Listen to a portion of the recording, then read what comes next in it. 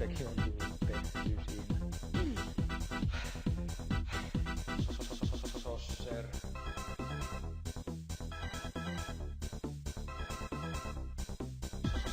Mä joka viikko treenaan olympiatasolla 1 sekunnin nopeutta. Sosser. Mä joka viikko treenaan olympiatasolla 1 sekunnin nopeutta.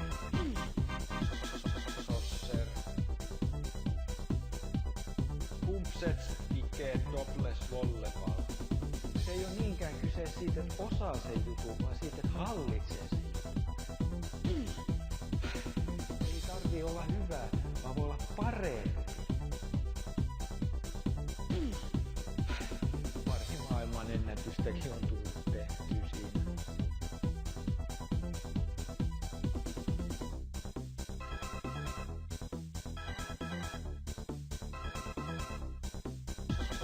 Mä joka viikko treenaan olympiatasolla 1 sekunnin nopeutta. Sosser.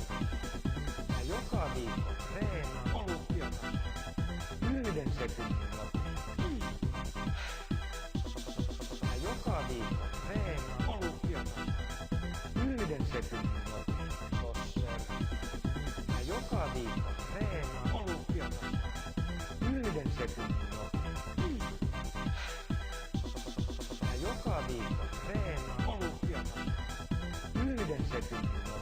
Sosser.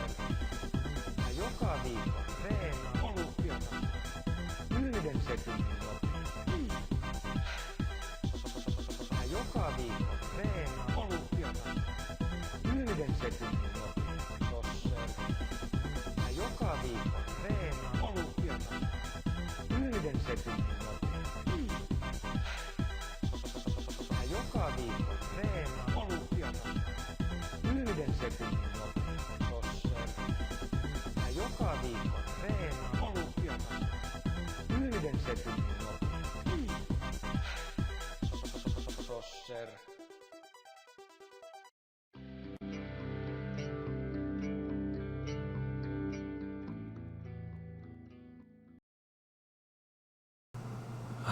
Hello. How's everybody doing?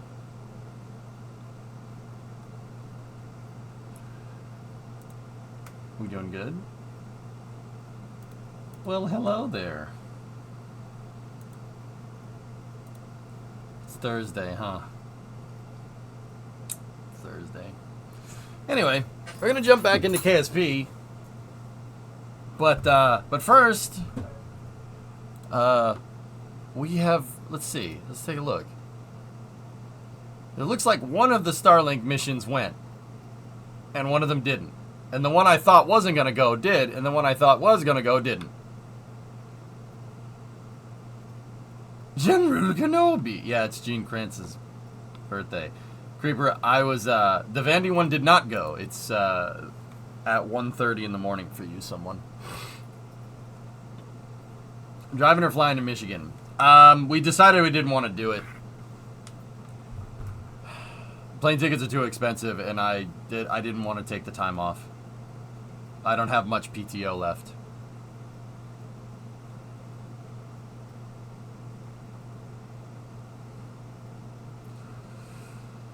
Anyway. So, it is Gene Kranz's birthday. He's 90 today. And I wanted to wear a suit and tie. I started putting on my suit, and I couldn't find my damn vest. I feel really, yeah, what PTO? Exactly, I don't have any left. I couldn't find my vest.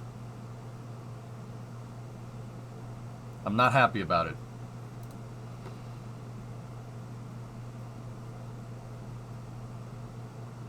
I don't know where my vest went. I don't know where my vest went. Gotta find it, or just buy another one. But I do like wearing a suit. Wearing a suit's cool. Maybe it's just because Brimo and I have been rewatching Mad Men, and everyone wears a suit in that show. Kind of makes you want to wear a suit too. It is about advertising. Your vest, what do you jump ship? What's with the life preserver?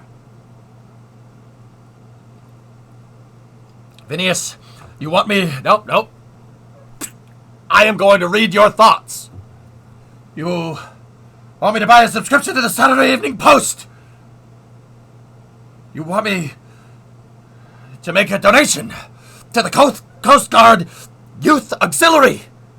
Doc, I came here in a time machine that you invented. Vest, you mean a waistcoat? Or a vest you put under your t-shirt? Yes. What is this link? No, that's weird. Okay. You have no PTO. You could take all your time off. Yeah, you're taking the joke too. All right. Oh, anyway, username 29 months. So yeah, I had my suit on. I have a really nice suit. You know what I want to buy? Pinstripe suit. I don't know why.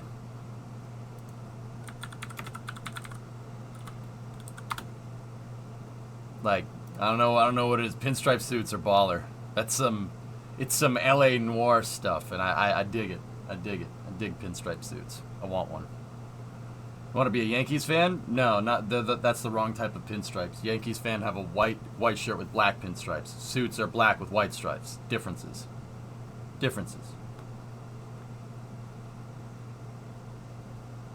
You do not have the build for a pinstripe suit? What does that mean?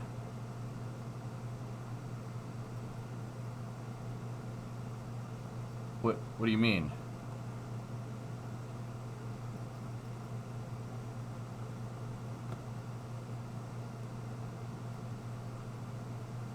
You look like a walking vertical 10-lane highway. You ain't skitty. I was like, are you calling me fat? I actually lost a lot of weight. Yeah, I lost a lot of weight. Down 15 pounds, which is pretty good. It's because you got no legs, bro. Bruh. Yeah, there's a build for a pinstripe suit. I'm Italian. Of course I have a build for a pinstripe suit. What are you, nuts? What are you, nuts?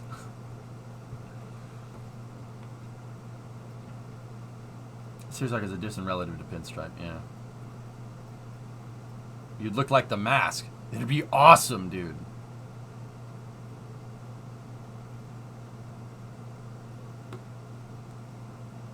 Anyway, moving on. So yeah, we have, let's see. This was the Starling mission that went last night. It was the one at the Cape had not a high weather forecast, and it went Wish.com Capone. I don't want to be like him. I don't want to be like him. Tony Montana. Based off. I know. It was a joke. Shut up.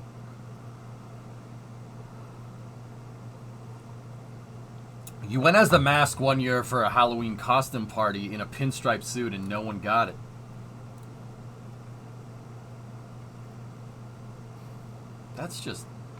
That's really annoying, man. That's really annoying. Anyway, let's take a look at the recap here on Coach at Zweine. Alright, so this launched last night.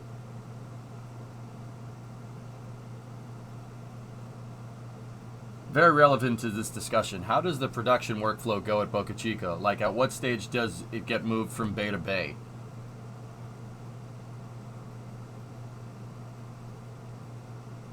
I'd have to go look. 6, 5, 4, 3, 2, Green flash. 1, ignition, engines full power, and liftoff of Starlink 6-10. Go Starlink, go Falcon.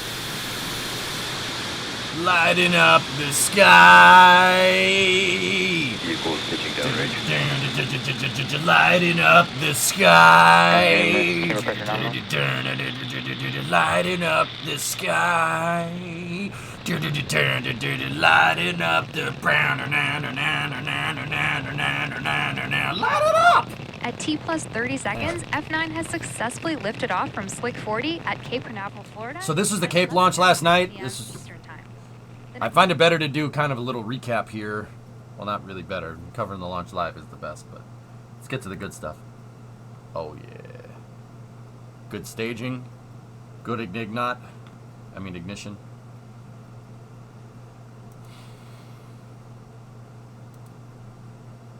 Supersonic retro propulsion. Best part.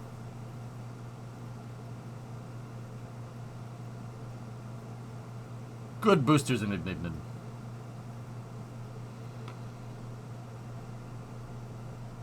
It could be supersonic Ligma propulsion, I'm not sure. Let's see what else we got. Discovery, So this was a go Starlink and launch last night. I want to get to the landing here. Here we go. Hey, Lo. What's up, man? 26-month resub. How'd you guys like Summer Car last night? It was pretty good. I don't really like watching Falcon 9s anymore because I find F5 to be more refreshing.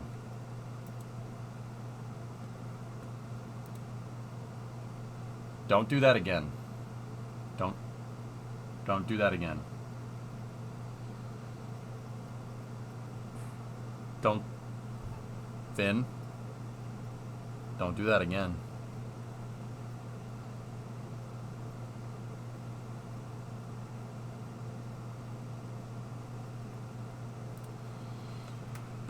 Wow.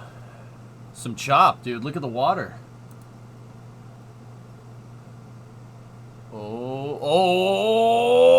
okay. All right. Steer it in. Yeah, there we go.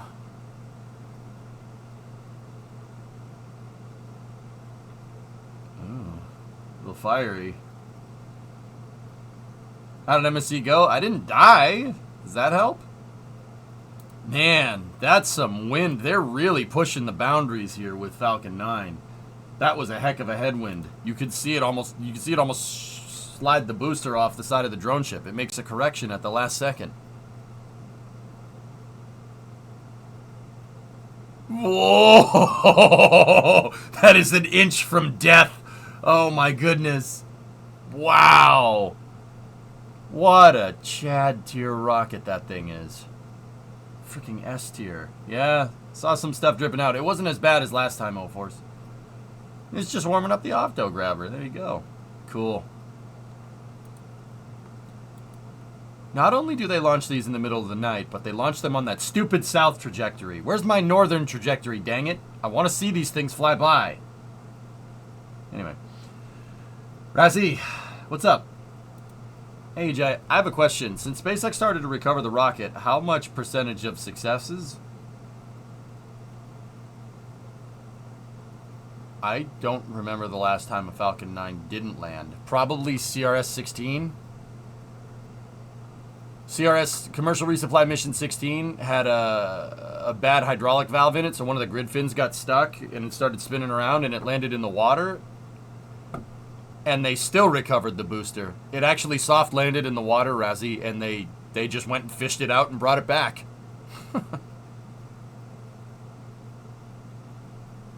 It landed. I don't think it was supposed to land. I don't think it landed where they wanted it to, though. Does that count? So like 100%. Yeah, they got it back, dude. Check this out. That was wild. We watched that mission live. Booster serial number 1050. 1050. It launched the CRS-16 mission. Here, take a look. That booster got dunked into the ocean. Look. Can you believe that? That was the wildest thing. It landed in one piece. Look.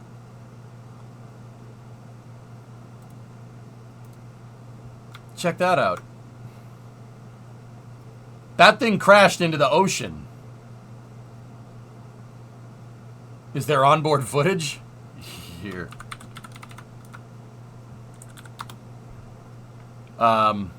You might get sick. Seriously, this. Watch. So one of the grid fins gets stuck. So there's the landing zone right there. Tip of my mouse cursor. There's the skid strip, which we've realized over the last couple of weeks that is a gigantic freaking runway. It just looks small from up here.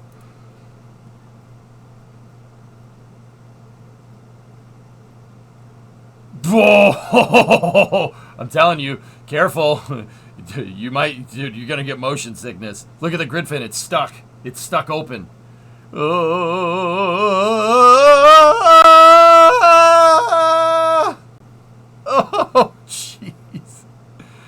The RCS is trying to do something. It's trying. But watch. Here's what makes this nuts. At the last second, the landing legs deploy, and the moment of inertia on the landing legs actually dampen out the rotational motion of the booster. Watch. This is wild. We watched this live. I couldn't believe it.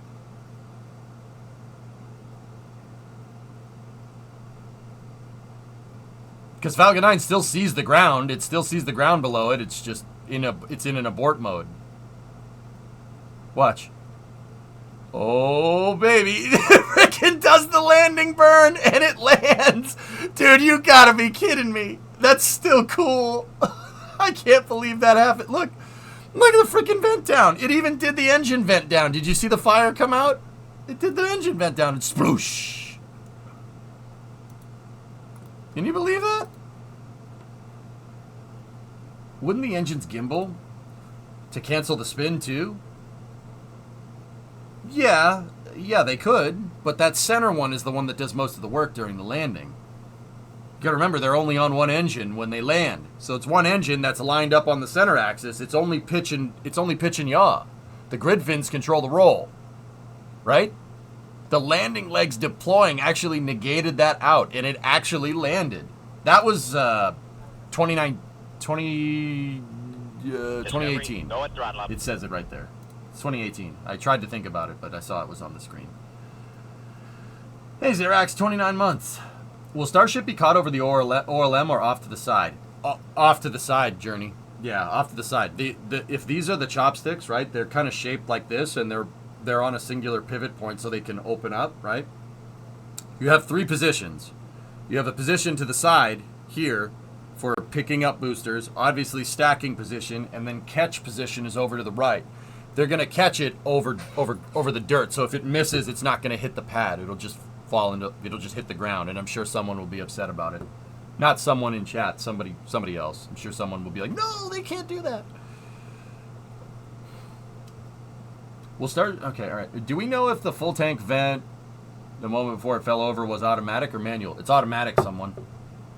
I'll be upset too, don't worry. No, why would you want to be upset? Did they recover the booster and fly it again? Yes and no, username. Yes and no. They did recover 1050. They, however, never flew that Falcon 9 again. They scrapped it. But they used parts from it. I don't know about the motors. They may have recovered those motors. They weren't in salt water for that long, right? They never used the core again. They scrapped 1050, but they took the grid fins off. And here, this is some hardcore SpaceX trivia. Check this out. The reaction control systems did fly again. Here, check this picture from NSF. The RCS, they lifted the reaction control systems off of 1050. Right there. They lifted the RCS off for Starhopper. That's part of that booster that crashed into the ocean. It's part of that thing. That's the thruster that's up there somewhere. Or it's over there and down there. Yeah. Pretty cool, huh? So part of it did fly again. You gotta forbid to break some eggs to make an omelet. Yeah, Avix, yeah. I'm trying to, let's not start the stream on a down note, but yeah, I know what you mean. You would imagine the hydraulic hammering from the engines plopping into the water might have made a dent or two. Now, Hokie, I have heard whispers that the engines were refired. I never heard anything about them being reused. I know SpaceX most definitely took parts of those engines off and built new motors with good parts and then like test fired them. I'm pretty damn sure that happened. I don't know for sure. There's no concrete source for it, so I never reported it. I'm pretty sure SpaceX said, screw it, let's run some tests to see what saltwater inundation does to these things. And they sent it on the test stands, though. I don't think any of those Merlins ever flew again. That's what I meant when I said they reused them. They may have reused them, kind of. One died, so the other could hop.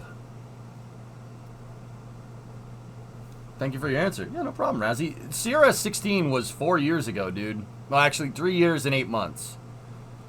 And, well, shoot. I don't even know how many times they've landed since. If they didn't refire them, test the effects, would be a lost opportunity. Yeah, you have a really, really, really, really interesting failure mode, Hokey. Yeah. If that was me, I'd be like, yo, put those things on the test stand. Try to fire one. Try to fire one as is and see what happens. If it blows up, it blows up. Whatever. We already got our use out of it. Right? Like, screw it. Hokey, just for continuity, I would try to do that. I mean, you'd risk the test stand, but you got more.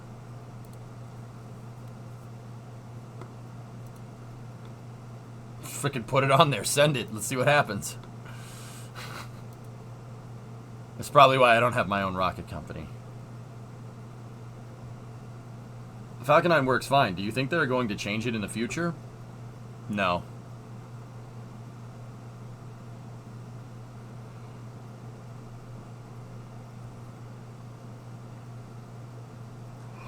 No.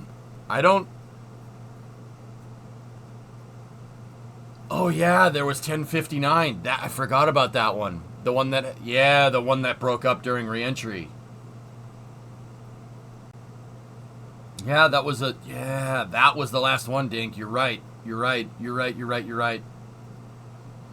Yeah, I remember that. That booster just, yeah. So one of the heat blankets came undone, and the heat blankets are the blankets that cover, like, because the rocket engine pivots around, there's a heat blanket around it so it can move and not get re-entry heating or fire up in the turbine machinery. Yeah, that failed, and it broke up during re-entry. No, it was not a Falcon Heavy center core. No. Yeah, so Razzie, Hellfish is right. You're not going to see, like, Falcon 9 with, like, 10 engines in the first stage instead of 9. They're not going to make crazy changes. It's just upgrading the flight trajectory, which they absolutely do that. They change the flight trajectory and they kind of increase the envelope, so the criteria for what you can fly in. So, like, oh, Falcon 9 landed in 10-mile-an-hour winds, so let's test with 12-mile-an-hour winds on the next flight, you know? To try to basically make Falcon 9, they're expanding the envelope slowly, like the flight envelope is what it's called, to be able to encompass, like, all weather conditions. Did you see that landing that we just showed, Razzie? The wind almost blew blew Falcon 9 off of the booster, or off of the drone ship. It almost blew the booster off of the drone ship. Maybe the upper stage might get a redesign for recoverability. Who knows? Well, we know there have been over 200 successful booster landings, so 2 failures out of 200 is roughly 1% failure rate. Yeah, Havocs, I mean... Here, let's take a look. I mean, guys, the list of... What SpaceX is doing with Falcon 9 is...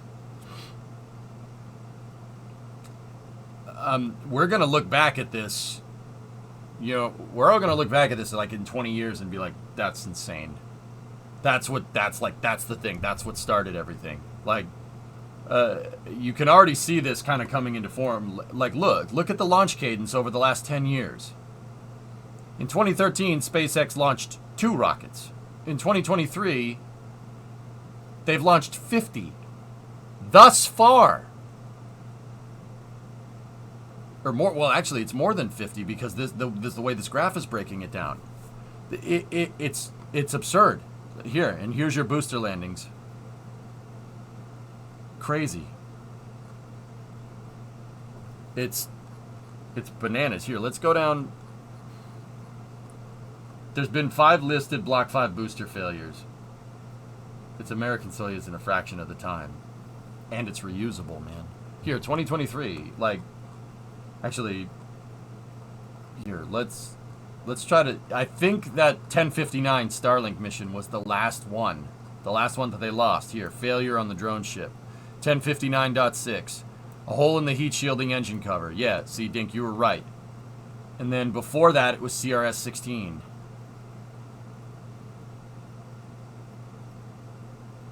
Oh, wait, what's this one?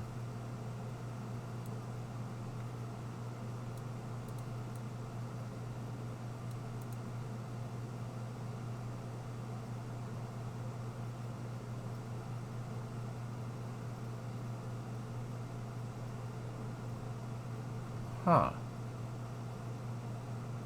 I don't remember this mission happening. Oh, March 2020. May have had other stuff on our mind then. I don't remember 1048 croaking like that.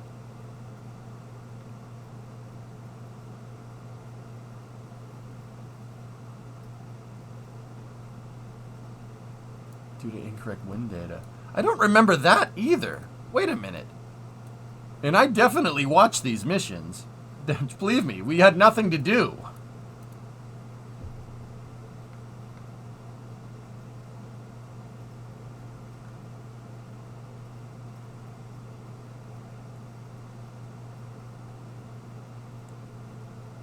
Huh.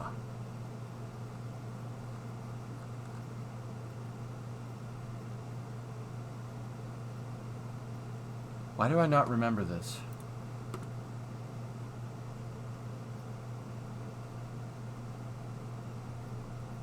I remember everything. That's weird. Anyway, so yeah, I usually have a steel trap when it comes to this. I don't remember those two failing back to back. I would have remembered that.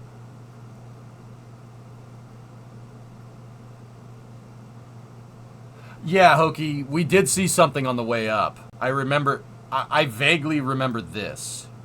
I saw the engine pop.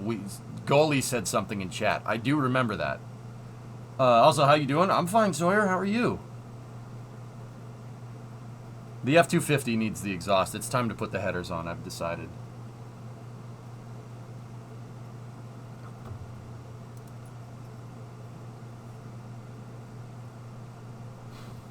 But anyway. I mean, Hokey, it's entirely possible that I mean, dude, I'm not... It's only, like, until kind of coming out of the pandemic that I got really good at watching, like, knowing what to look for. With rates and behavior, like, you know... Like with a rocket launch. Like I saw Astra's rocket was going to fail before it left the pad. I'm like, nope, that's not good. And then the thing went off to the side. Like I can see what's going on. It's hard to say what's going on, right? But I can see that something bad is going to happen. Spivvy, 34-month resub. Long tubes. Yep. Insert that give a Gamdoff not remembering the way. Starlink failure?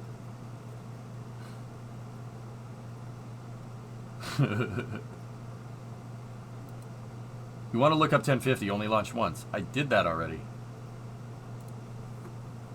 Maybe the rate of successful landings has clouded the failures out of memory. I remember this one, and I remember the heat blanket not working. I remember this one too, even though Dinkelberg had to remind me of it. I remember that one. Interesting. Farhan, you watched Oppenheimer the other day. In your opinion, what was the bigger national effort achievement, the Manhattan Project or the Apollo program?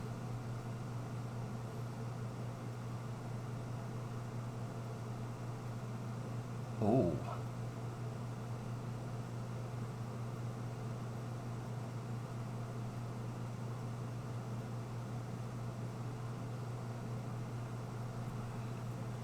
Ooh. That's a good question, Farhand.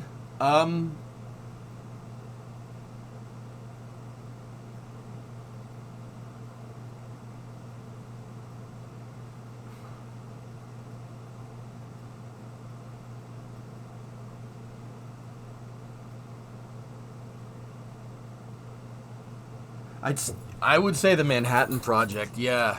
I would say the Manhattan Project crawled so the Apollo program could walk.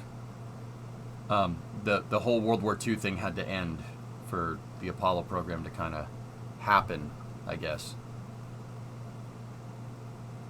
I mean, yeah, the Manhattan Project is nuts, but the Apollo program is insane too. Like those are both crazy projects, man. That's a super good question.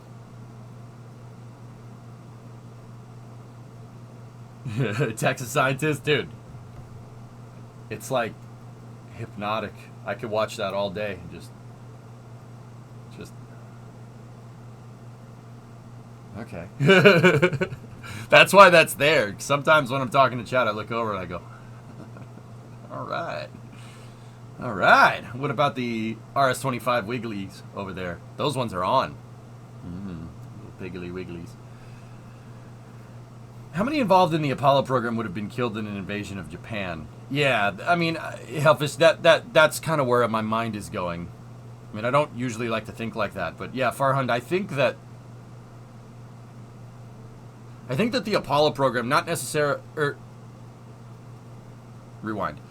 The Manhattan Project contributed... It crawled so the Apollo program could walk. Not necessarily because of the tech. I mean, maybe the nuclear technology that Apollo was working on, the snap reactors from the ALSEP experiments, probably has a direct correlation there. But what I mean by that is... So...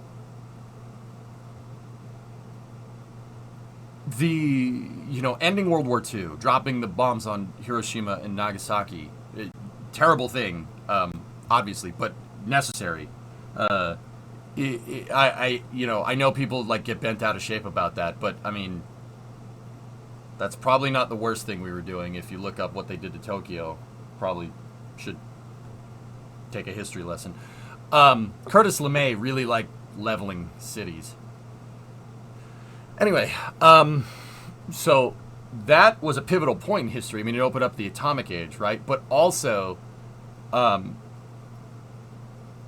was a signal. Like a lot of there are a lot of history pundits that say that, it was to send a message to the Soviet Union to say, hey, don't screw with us. You try anything, we will literally turn your city to glass, right? And so that set the foundations for the Cold War, and the Apollo program is absolutely part of the Cold War. So that I think that's the correlation. It is very much the Manhattan Project needed to exist, because if the Manhattan Project didn't exist, the World War II, who knows how World War II would have ended, right? I think that's the right way to say it. So World War II ending and the Cold War starting is a direct link to why the Apollo program exists. Then the Soviets built a bigger bomb. Yeah. The infrastructure of keeping most people in the dark about what was going was probably bigger than the engineering effort in Apollo. Humans are curious, and keeping that under wraps would have been a much more involved effort. I mean, Leslie Groves, dude. He's the guy that oversaw that whole thing. Matt Damon in the movie. Matt Damon plays a great Leslie Groves. What can I say? My boy's wicked smart. How do you like them apples? Frankly, the U.S. saved countless Allied and Japanese lives. I mean, Havoc's, what I like to tell people about any skeptics about the nuclear blast, like people that are like, oh, we didn't need to do that, we didn't need to do that. All right, so here's the thing. The U.S. gives out an award for military service members that have been wounded in action. It's called the Purple Heart. And Havocs, I know most of you guys probably know what this is, but in case you don't, it's called the Purple Heart. You get a Purple Heart for getting wounded in fighting. With that being said, the amount of Purple Hearts that were printed, that were made in anticipation of the Allied invasion of Kyushu, of mainland Japan, they printed thousands of Purple Hearts, hundreds of thousands of Purple Hearts in anticipation of the people that were going to get hurt fighting against the Japanese. We still haven't run out. We still haven't run out.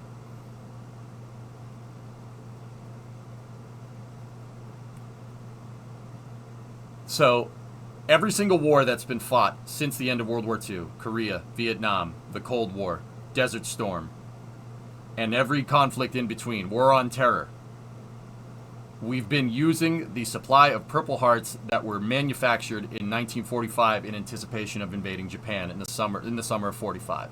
Yep. That should be some pretty damn good perspective there. When I usually tell people that, they go, "Oh."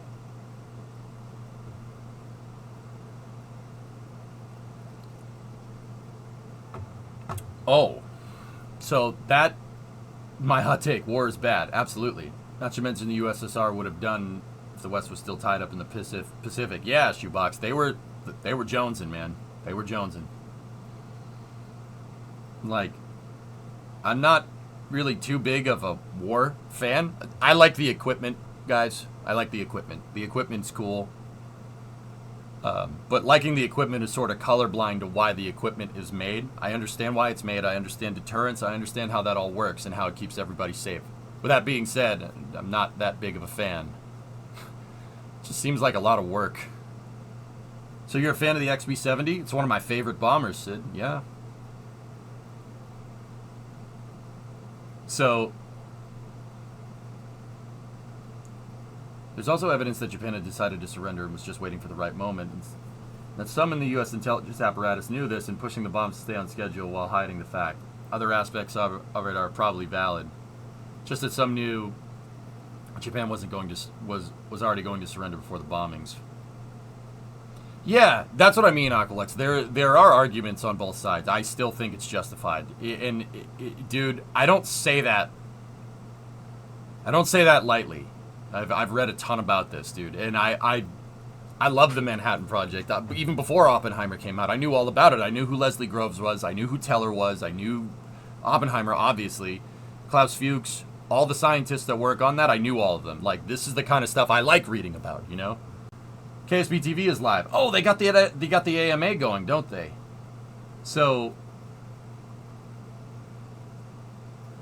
yeah, Hellfish, exactly. Being a student of history means you have to be a student of warfare. But don't get that confused with me, with like me or anybody like Hellfish or you or anybody else being a warmonger or anything. It's not like we want this. You know, you learn about it so it doesn't happen. It's like reading about Challenger. You know, reading about Challenger, dude. I know what happened in the Challenger disaster like the back of my hand. I know it cold. Same with Columbia. I could sit here and I went on a random shuttle rant yesterday about this, about failure modes and about miscalculations and about not good communication and management and the shuttle's design and stuff. Do you think I like reading about that? I don't like reading about that. I don't like, dude. This year, the 20th anniversary of Columbia, I went back and read the accident investigation report, and I felt horrible reading it. It's gross. It's not fun, but it's important to understand. I look at war the same way, but I think some people sometimes I'm talking about stuff and it's apparent enthusiasm. Right? And people get that confused. Like, we were talking about the AN-225, like, a number of weeks back, and some viewers were like, what the hell's the matter with you? And I'm like, guys, don't get confused, man.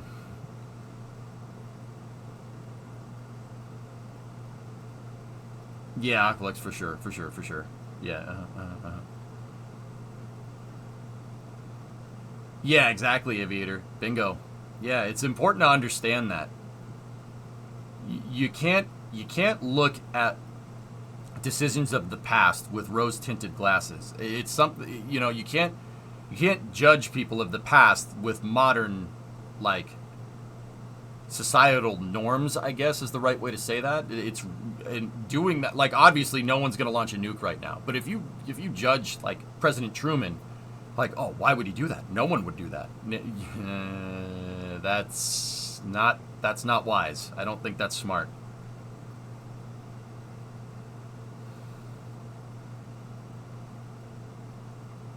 Let's go see what Chris Adderley has to say. Why not? Why not?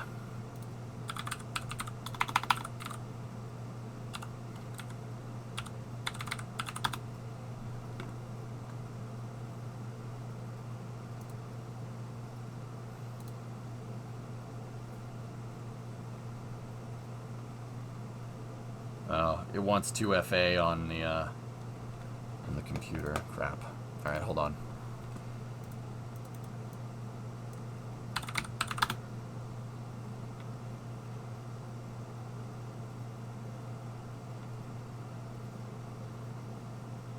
Okay, that's going on in 10 minutes. No, but don't say that in the chat. What's wrong with you?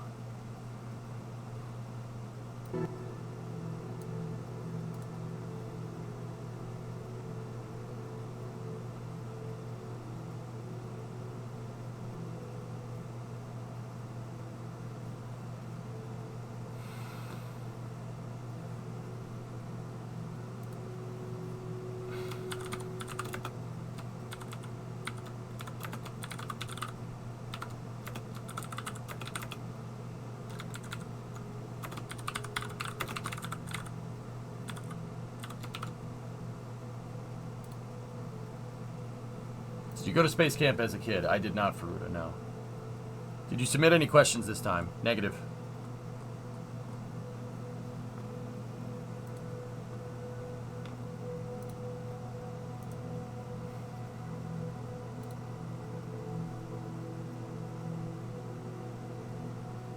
Center run, great success? Yes, very nice. You submitted 6. Yeah, Aqualex, I try to make sure that I convey... Here's the thing. This makes my job very difficult, and this is why I don't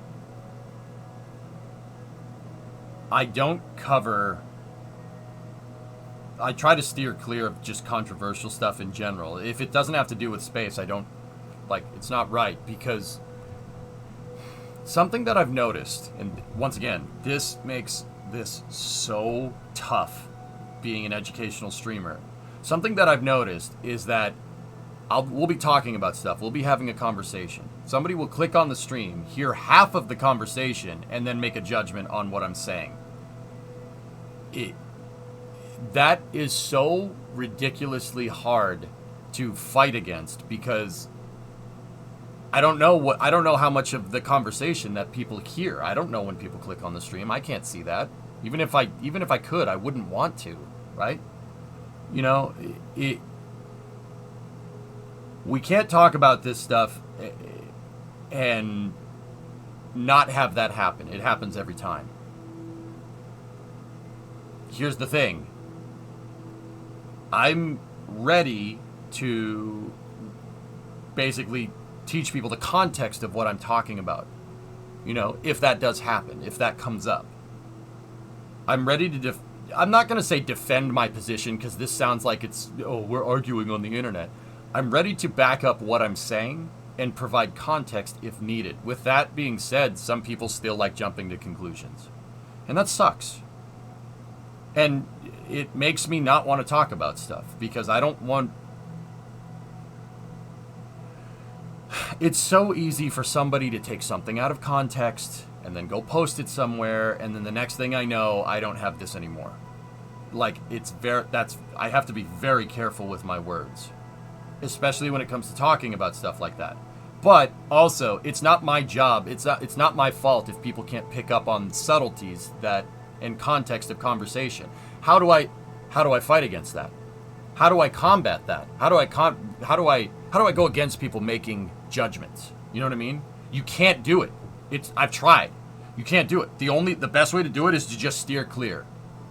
Right? It's tough, man. It's a hard thing to do. On one hand, I don't want to talk about stuff like nuclear blasts and killing 80,000 people in the blink of an eye. I don't want to talk about that. But on the other hand, it's important to teach history. So I have to kind of walk this fine line, you know? And it sucks. It sucks because, you know, people having visceral reactions to that or hearing something taken out of context aren't learning anything. And that stuff keeps me up at night, dude. It really does.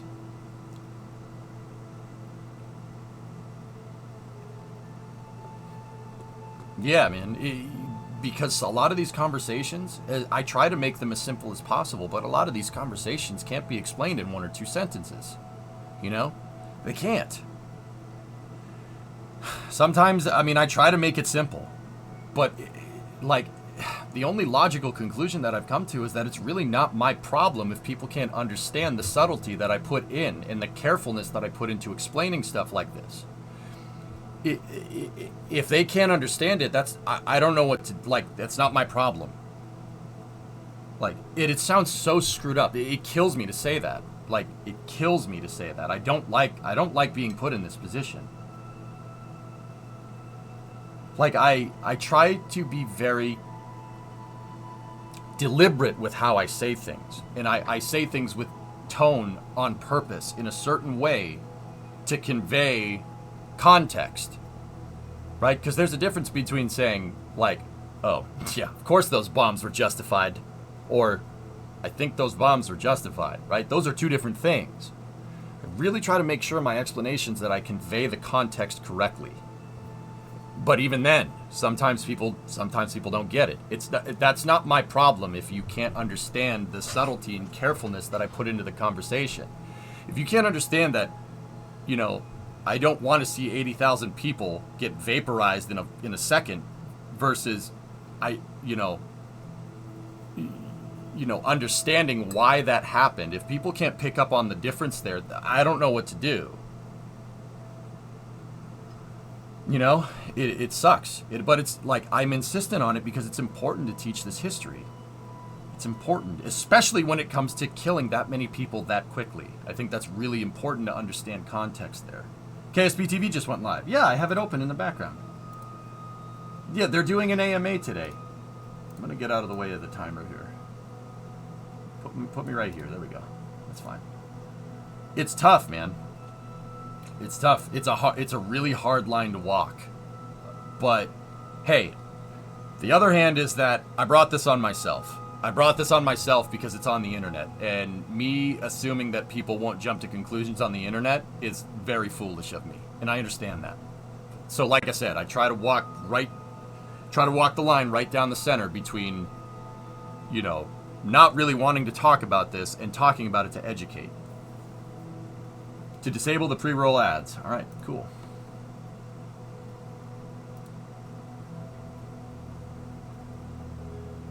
Your inability to understand something is not a valid argument against it. Jacker, you'd be surprised how often that happens. Especially when it comes to talking about stuff like that. Yeah, I take it very seriously. That kind of stuff keeps me up at night, dude. You know? Like, I saw somebody talk about Ocean Gate, right? Like, we talked about that, and, you know, I tried to convey some subtlety with some dark humor, and some folks got mad. Oh well.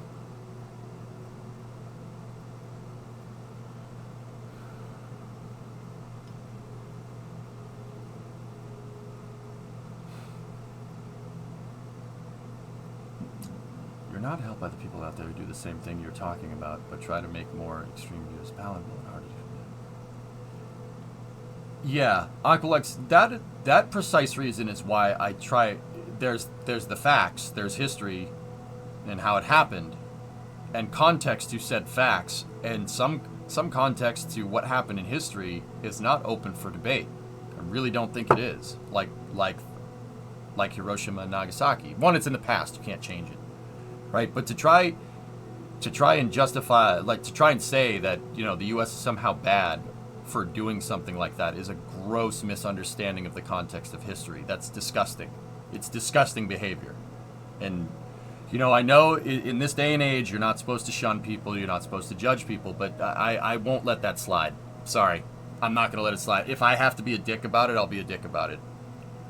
It's, like I said,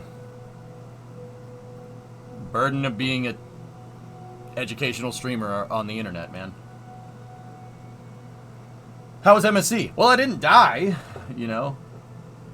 The other thing about streaming is that when you talk about something that you're passionate about, sometimes it's hard to shift gears. You got to learn how to segue, you know. There you go, Aviator. I'm with you 100%, dude. Thank you for what you did. I appreciate it. You doing stuff like that allows me to do what I do here, and Aviator, I don't take that lightly either. Yeah, Havoc's exactly right. You do a great job. Thanks, Kiki. I try. You know, and sometimes I get stuff wrong. I'm not perfect, man. What do you want? I wasn't expecting to talk about nukes today. You know, like, you never know when you're going to get a curveball. It's hard to do. It's very hard to keep the momentum of the stream going when you get a curveball like that. That's why I roll with the punches with the stream, like this conversation. I wasn't expecting to have this conversation today, but we did. Like to how to segue into the sponsor. Don't. I don't want to talk about that guy right now. Some stuff went down, dude. And let's just steer clear of that. Just don't drive the Segway off the cliff. Yeah, or the poop truck. Summer car joke.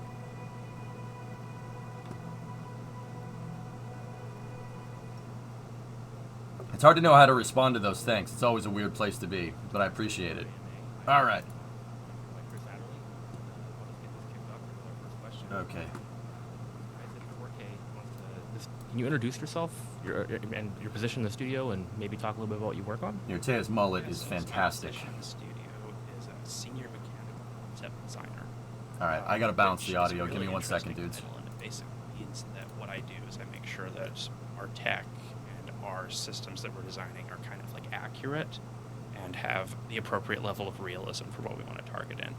That's what I was hired for, but I've been branching out a lot in the last year or so into a lot more systems design and Give me 1 second, dude. Surrounding our parts, basically. Need a haircut like that? Awesome. I don't have curly enough Our hair to next pull one that here off. comes My hair is from, straight like James spaghetti. M. Were you modding before KSP?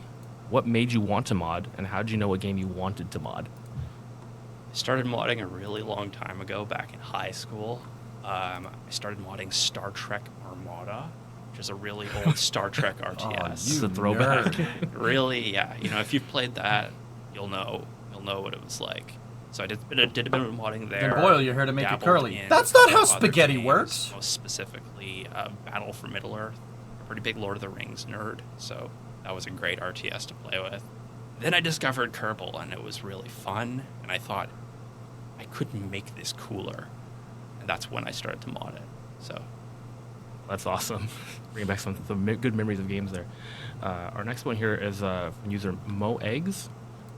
So, they didn't introduce themselves. This is Mike Loreno. Mike Loreno is the community manager for KSP2, and that's Chris Adderley over there. He's the senior mechanical engineer. I mean, they kind of talked about it real quick.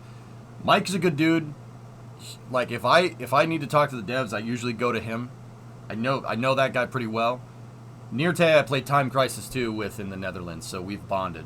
We played TC2 in an arcade. It was fun. It was a good time. The nerdiest of the nerds, but I'm going to shut up here for a second. But yeah, I thought, to get some context as to who these folks are. went into things. I do kind of miss the freedom of being able to do whatever I want in a modding context. But yeah, this is better. Awesome. Our next one here comes from Heretic. A barcade, actually, Animal. As a fan favorite modder turned developer, what was one particularly memorable or satisfying moment you've experienced while working on KSP2 that you'd like to share? So this is a cool thing that happened in a team playtest a couple of weeks ago. We'll do these playtests where the studio goes together and, we'll fly rockets, and we'll usually have a goal or some sort of new feature that we're trying to test. I'm going to try to move out of the way. And we were launching rockets, and we were looking at our new system, which shows, your trajectory as you're burning. And somebody had created a trajectory that looked really weird to everybody. But this was actually a correct trajectory. And from a rocketry perspective, it started to kind of show some of the trades that go into what trajectory your rocket uses during launch. So I love it when we create a new system which actually gets into the why of real rocketry, and that makes me really excited, as you can tell from my happy face here. You're always happy, Chris. That's awesome. Our next one is from user Gargoyle. Hey Chris, big fan of your mods in KSP1. I honestly consider them essential. What have you learned from your days as a KSP1 modder that helped you in your role in KSP2? I think That's I learned Neartea a lot on of the left, what not Amo, to do, and Mike honestly. Loreno. Nerdy Being Mike. able To kind of operate he's in the the community vacuum and manager. build mods. Mike's a good dude. Gave me a lot of room to test out theories, test out ideas, And I was able to come into the team and say, when we have concept, I could say, I tried that, was not well received by the audience, or like, I tried that, I feel like it's too complicated, or I tried this. There's a lot of kind of like experimentation that I was able to do that I was able to bring straight into the team. That's fair. We definitely see that. Our next one here is from user The Tunnel. From being a mod developer to a dev on KSP2, what has been your favorite moment? I think one of my favorite moments was coming into the project and looking at our internal wikis and stuff and seeing some of my stuff as references. I felt like I'd really made it at that point, and that, it was also very embarrassing, but, Famous confirmed, right? Exactly. Our next one here is from Spycat. What mistakes did you learn from your making mods in KSP1 that helped you on issues for KSP2? Yeah, so this is kind of a good extension of that other question, and I've got a good example here, and it's about nuclear rockets. So, nuclear rockets are basically, they take the concept of let's make a very, very hot object, let's run propellant over it, and it expands and creates thrust. I spent a lot of time modding KSP1 and trying to make really realistic feeling nuclear rocket simulations. None of those were well received. The idea that you need to wait for a reactor to heat up before you can use it, and then it has to cool down, and you have to deal with the heat, it kind of sounds cool, but it played very poorly. So that's one of my larger mistakes that I made in my mods that I'm able to kind of like take a look at here with the help of the rest of the design team and everything. It's like your modding retrospective now. Pretty much, yeah. Our next one here is from user Tycho the Pug. Which milestone are you most excited to work on? I have zero doubt in saying colonies. We're obviously, as we go through early access, we're going to go through a lot of milestones, and I think that colonies is the most like transformative in terms of how people are going to play KSP. That's fair and awesome. Our next one here is from Noob Eater. Is it fun working on KSP2 Intercept games? Well, I mean, it's a job, so every day has its ups and its downs. Having fun right now, but some days are frustrating, some days are awesome. Some days I get to see really cool art that people are working on. Some days I get to see a new system that's come online, and those are really satisfying. I'm not going to lie to you. A lot of good moments. That's definitely, I agree with you there. We have another one from Spycat here. What's your favorite mod on KSP2 so far? So I haven't dived into the modding scene a lot in KSP2, but I've been seeing some really good work that's come out of like improving trajectory planning and flight planning, and I can't think of the name of the mod off the top of my head. But those kind of mods are really cool, and I like to see what people are doing in that space with the new tools that we've given them. Always watching, even after. Well, that's awesome. Our next one here is from Nova Raptor TV. How closely does KSP2's team follow developments in the aerospace industry? Does it help you guys to come up with ideas for parts or other features to add in KSP2? It's a good question, Nova. Well, we've got a lot of people who like space here, and there's a lot of space stuff on the walls in this room, so I think we're representing that pretty well.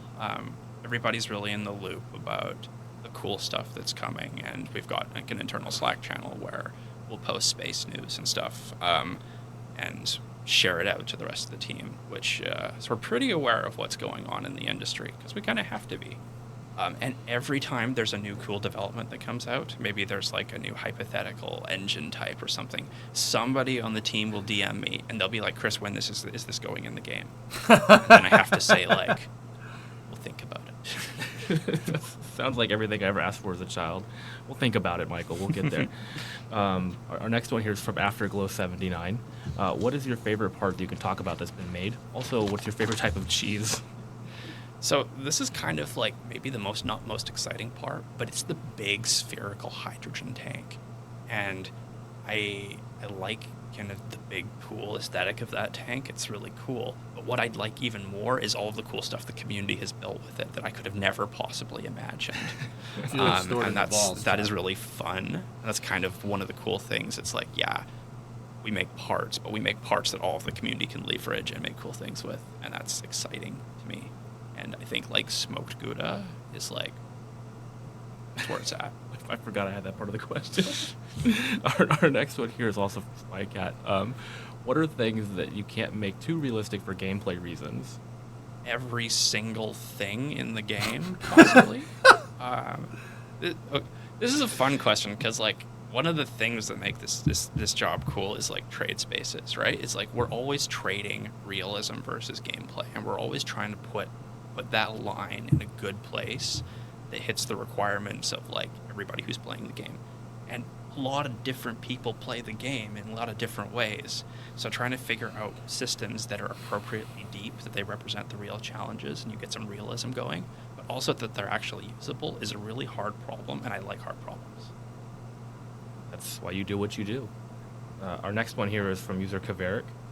Is it true that you derive sustenance and nutrients from reading white papers and looking at white box models? I mean, I think I mostly derive sustenance and nutrients from drinking a stupid amount of coffee. That's true. I've definitely witnessed this. Yeah. It's maybe not the best for me. But yeah, I do like making white box models. They're lots of fun. They're what I joined the team for. And I do read a lot of abstracts, white papers. My guy. Read a few less papers all the way through than I used to these days. But, you know, abstract conclusion through it. Look at the figures. Our next one here is from Tycho the Pug. What is the favorite mod you made for KSP1? Bonus question, what is your favorite mod for KSP1 you didn't make? Ooh. It's just like picking your favorite child. So that's hard. But I think like there's two that I would call out from my own stuff that I like. One is the Far Future Technologies mod, because I think I did a good job with that one. I think there was a lot of like integration of hypothetical and future technologies that came together in a like artistically and gameplay good way. But I also like Near Future Solar, which just adds a ton of solar panels to the game, and I like solar panels. So aesthetically, that one's up there. As for favorite KSP1 mod that I didn't make, well, there's a lot of good mods out there, so it's hard to pick one. I'm going to say that some of the visual mods like Scatterer are definitely like really up there in bringing the quality of the game's visuals up. And I will give a shout out to Blue Dog Design Bureau. Hey, BDB. Which is a just like stupidly well researched take on like all of American rocketry. And there's great models, there's great research that's gone into it. It's a great the Blue Dog mods are fantastic. No, that's fair. Well, there's a lot of good ones to choose from. So, our next one here comes from Heretic. What are your hopes for the future of KSP2? All right, I got two primary goals here. One is to, this is very aspirational, but I want to convert all KSP1 players to KSP2 players, right? And modders too. That would be ideal. And the second one is that I want my mom to be able to achieve orbit in KSP2, which she's tried in KSP1 and has not succeeded. Certainly putting the weight of the world on your shoulders there. It's my approachability goal. Well, you have to watch some of those tutorials, right? Yeah. Well, let's see. Our next one here is from user Burnt Out. What other games are you playing at the moment? Well, I just finished Tears of the Kingdom. Playing it with my kids. It's lots of fun. Great game. I'm currently starting through my backlog of accumulated games, which is large. Playing Warhammer 3 Total War right now, which is a good Total War game, which I do enjoy. And yeah, I think next after that will be Baldur's Gate 3 because everybody's talking about it and I should probably play it. Brimo bought Baldur's Gate 3 all good choices and I good things, haven't seen her since. Our next one here is from user This is fine. What is the biggest challenge in creating a complex heat system like we will see in a future This is fine. future update in KSP2? Can I go with two challenges? Sure, it's your AMA. Fair enough. Yeah, I don't think I could rank these. Like, there's two challenges: scalability and planability. Yeah, so scalability you is need some making sure work. that we've got You need some work, system brother. which You ain't works wrong. on all of the scales that KSP2 is going to be involved in. So it's got to work on like small ships, big ships, small time scales, big time scales. That's hard. So it's hard from a design perspective. It's hard from an engineering perspective. And the approachability aspect of it is also like it's hard to communicate what thermodynamics is doing to a player. Yeah, and for making real. that approachable, that's going to be a challenge as well. That's fair.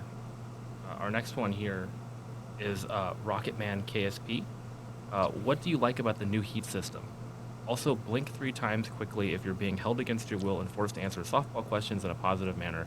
I hope people see that we don't edit their questions because I read it exactly as that was put in. That was 9 times. I'll leave it up to you guys to decide whether like 30 blinks, how that links into that that there. I like it because I think it hits our player stories, and I think it scales. It's same linked back to the same question as like we're trying to make something that scales and is approachable, and I think we hit those goals. And that's how I define success. That's a good answer. See, that's not a softball. That's the answer. Our next one is from Spycat. In the first AMA, Nate mentioned different reentry colors. What will those look like? Oh, so this is really fun. And this is one of the things I like about my job. Is somebody can say, hey, Chris, what should reentry look like color-wise? And then I get to do a deep dive on plasma emission colors, and that takes up all my morning, and that's lots of fun. I'm going to not get super too technical here so that we can answer lots of questions, but it's interesting because how reentry looks is defined by at least 3 different processes. You've got like plasma emission, you've got a blader, long wave thermal emission, which creates like kind of a heaty glow, and then you've also got kind of like air compression. So when we're talking about color, each of those processes gives you a different color spectrum, and those are affected differently depending on the atmosphere composition. So we've got a specific color of reentry that Earth has that we can generally use in KSP2 or Kerbin, but then we get to do fun things like define the atmospheric gases that should exist, like at they Duna, do, Jim. at Eve, That's correct. like reentry that, on and Venus pull does the not colors look like out of reentry those. on Earth. Like, what does a carbon dioxide atmosphere look like in terms of emission? What does hydrogen look like in terms of emission? Pretty cool, so huh? we're trying to get some sort of like realism to coolness balance, which is what we are always trying to strive for here. So, yeah, I think you'll see like Earth-like, and then you'll see variations that are different, different blues, different purples, different reds. Discovery, go and throttle up. Yeah, near is. I can't wait to see. Chris all is a the proper colors. nerd. Proper nerd. I'm terrible. You Spend the day doing deep dives on Our next one here is hydrogen. from Hacko. Emissive With properties. The heat limit of most parts My guy. reduced over KSP1, how do you plan to make KSP2 spaceplanes capable of surviving reentry? Are conformal heat shields in the plans? That's a good question. Yeah, so I mean, we reduced the numbers, and we also were looking at like what the absolute magnitudes of the fluxes that are coming into the system are. So you shouldn't think that we're going to have lower heat tolerance numbers combined with the same flux numbers for KSP1. My tuning goal is that reentry for Kerbin and the usual things inside the Kerbal system feels generally the same as KSP1. So you'll be able to do your kind of different approaches to landing space planes. I'm pretty terrible at landing space planes. I'm going to have to offload some testing to somebody who can. But yeah, in terms of conformal heat shields, I volunteer as tribute. We definitely have parts that have heat tiles on the bottom, and we want to eventually be able to use that kind of representation to tell a player, okay, hey, this is better at receiving heat. But that's going to be something we're going to look at after the initial release of the thermal system. No, Urban, let me have this. Our next Don't one you dare. From Spycat. What are the biggest differences you can highlight between science in KSP1 and science in KSP2? I think one thing we're really trying to get at here is approachability. I think so. The KSP1 science system had a good core to work with, but it had a lot of esoteric behaviors that if you didn't know the game really, really well, you couldn't really use, or you could exploit a ton. Like the difference that we usually look at is your average player sitting on the KSC launch pad might be able to collect 10 science, but somebody who knows the ins and outs of that system can collect 100 science. So we want to kind of like make players be able to understand how they're collecting science and scale that, right? Like everybody have the same path, or not the same path, but everybody have a similar path of learning and growing and understanding the system. Oh, definitely. More accessible to everybody. Our next one here is from Tycho the Pug. What would you say has taken the most time in the upcoming science update? I think one of our big challenges that we have right now is balancing feature work versus bug work. Obviously, the game has bugs, and we are delivering lots of minor updates that are squashing the hardest bugs, but that takes time in development out of science features effectively. So when I think about what's taken the most time, it's really like, how do we get that good cadence going? How do we accurately balance between making progress on science, but also hitting core bugs that the community wants to see squashed? There you go. Oh, definitely. Our next one here is from No TM. Was there a particularly difficult science instrument to design and implement? Why or why not? I think there weren't really any that were difficult to design and implement, but where we have our challenges is more around how we tune them. So it's a lot of like what science experiment gives what returns in terms of science. What are its requirements in terms of, does it need to be in a specific place? Does it need specific resources? Does it need specific time? Getting that tuning right is probably the hardest bit about all of this. Oh, that's fair. Our next one here is from Able Noise. I'm so sorry. I need new glasses or something. It's one of them. Will modding support come in small waves, like how heating will be expanded in every milestone update, or will it be mostly a one-time update? I think small waves is going to be the answer here. Just like everything else, we want to use early access as a vehicle to like get community feedback on features and like, release an iteration of something, just like heat, and say, here's our baseline. What do we think? Do we need to re-engineer that for the next update? So as we get to modding support, that's also what I want to see. I want to see us release some stuff in a particular structure and then take feedback on that from the community with the next iteration of that. Just to expand on that one, what needs to be done before modding support will come? That's a follow-up for the same user. A lot of internal work, I'll say that. That's fair. Our next one here is from Mad Matt. Will Kerbin receive visual updates to biomes to give it more of an alive feeling? I would love to see that. And our VFX and SFX team has a lot of cool concepts that we can use to really make biomes interesting on a visual level, a sound level, and all of those kinds of good levels. Awesome. And the next one here from Pico Space. Are there plans for resource guides to help modders mod within the planned game dynamics versus modders gonna mod and mod without any clear direction and instructions from the dev team on the best way to make stable, coherent mods? I definitely want to see that happen. A lot of that is something that we need to figure out how we're going to release to the community. So I kind of think that what we want to start with is style guides. And being able to give out people who, make parts and maybe make user interfaces information on how to blend those kind of things with the community and then go from there. Oh, that's awesome. Our next one here is from Spycat. You're not wrong, We really bro. like KSP. We appreciate you, Spycat. What are your favorite tips and tools for new modders? Think about what you want to build. Don't think about what the community wants you to build. A lot of the challenges that you might run into are, I want to make something for, to fulfill a community need, which is great. But I think I've always got the best results by really, really pulling it down and saying, like, what am I interested in doing? What am I interested in learning?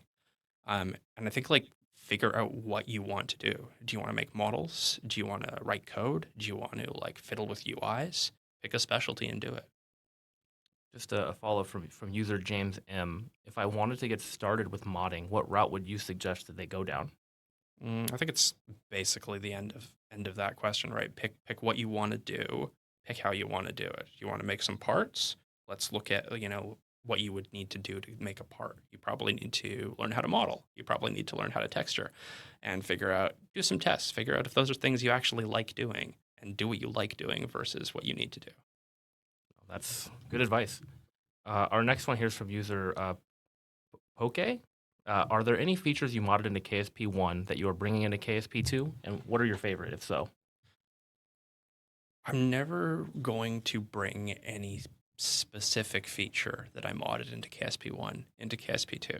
One of the benefits of like working with a core design team here is that we can all work together to get ideas and to build systems that are actually, that don't run into the pitfalls that I went into while I was modding. So although we might build a heat system, which has some elements of what I might have built for KSP1, we're never really going to port anything. Got it. And then our next one here comes from Fun Phase. KSP is a very physics-intensive project. KSP is also, again, these both performant and fun to play. When these areas are in conflict, how do you decide where to draw the line? That's a hard one too, because then it's all about scalability. And I feel like I've said that word a lot.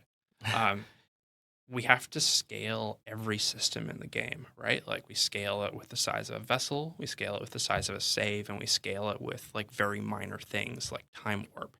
And a lot of that is kind of player capability, right? A player starts off with a little tiny rocket that can barely go to orbit. And eventually our goal is to get them to have a gigantic colony ship that goes to another solar system. And obviously within that spectrum, there's performance problems.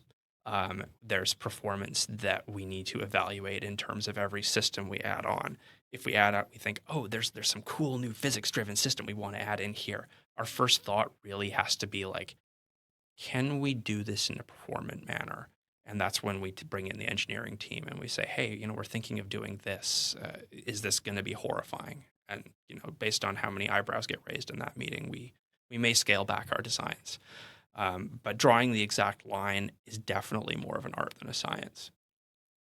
I agree. We hear these words a lot. This next one's from Detau. What is your favorite part in the game, if you have one? Which I hope you have one. Yeah, I mean, we've got that big spherical hydrogen tank, and then I'll put the swerve on there too because it's a kind of cool pipey engine, and I like cool pipey engines. There are other parts that are more my favorite part in the game that are coming that I'm excited to reveal when we get there. Not too much longer. Our next one here is from Kaveric. What's your favorite step of developing a new part? What's your least favorite step?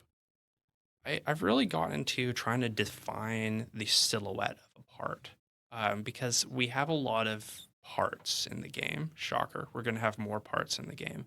And we usually have to try to make it so a player knows that they're using a part and what that part's role is. So when we're putting in a new engine, we want to look at its silhouettes versus all the other engines and see, hey, does this look unique enough to build as a part? And that is a really interesting step because we have to consider a lot of different things there, integrate a lot of information, and building out that little, that silhouette and then getting it through the design team and through the art teams to make sure it makes sense is an interesting challenge. Definitely. Our next one here, same user. How has your work in here translated into your modding translated to design strategy in KSP2? Fell with my words there. I can redo it. Work in KSP1. Oh, they changed the letters here. Oh, okay. How has your work in KSP1 translated to your design strategy in KSP2? I think it's like a lot of the same, right? Like what player stories are we hitting with features? And I think one of the differences is that I have a team. I have a team to back up those things.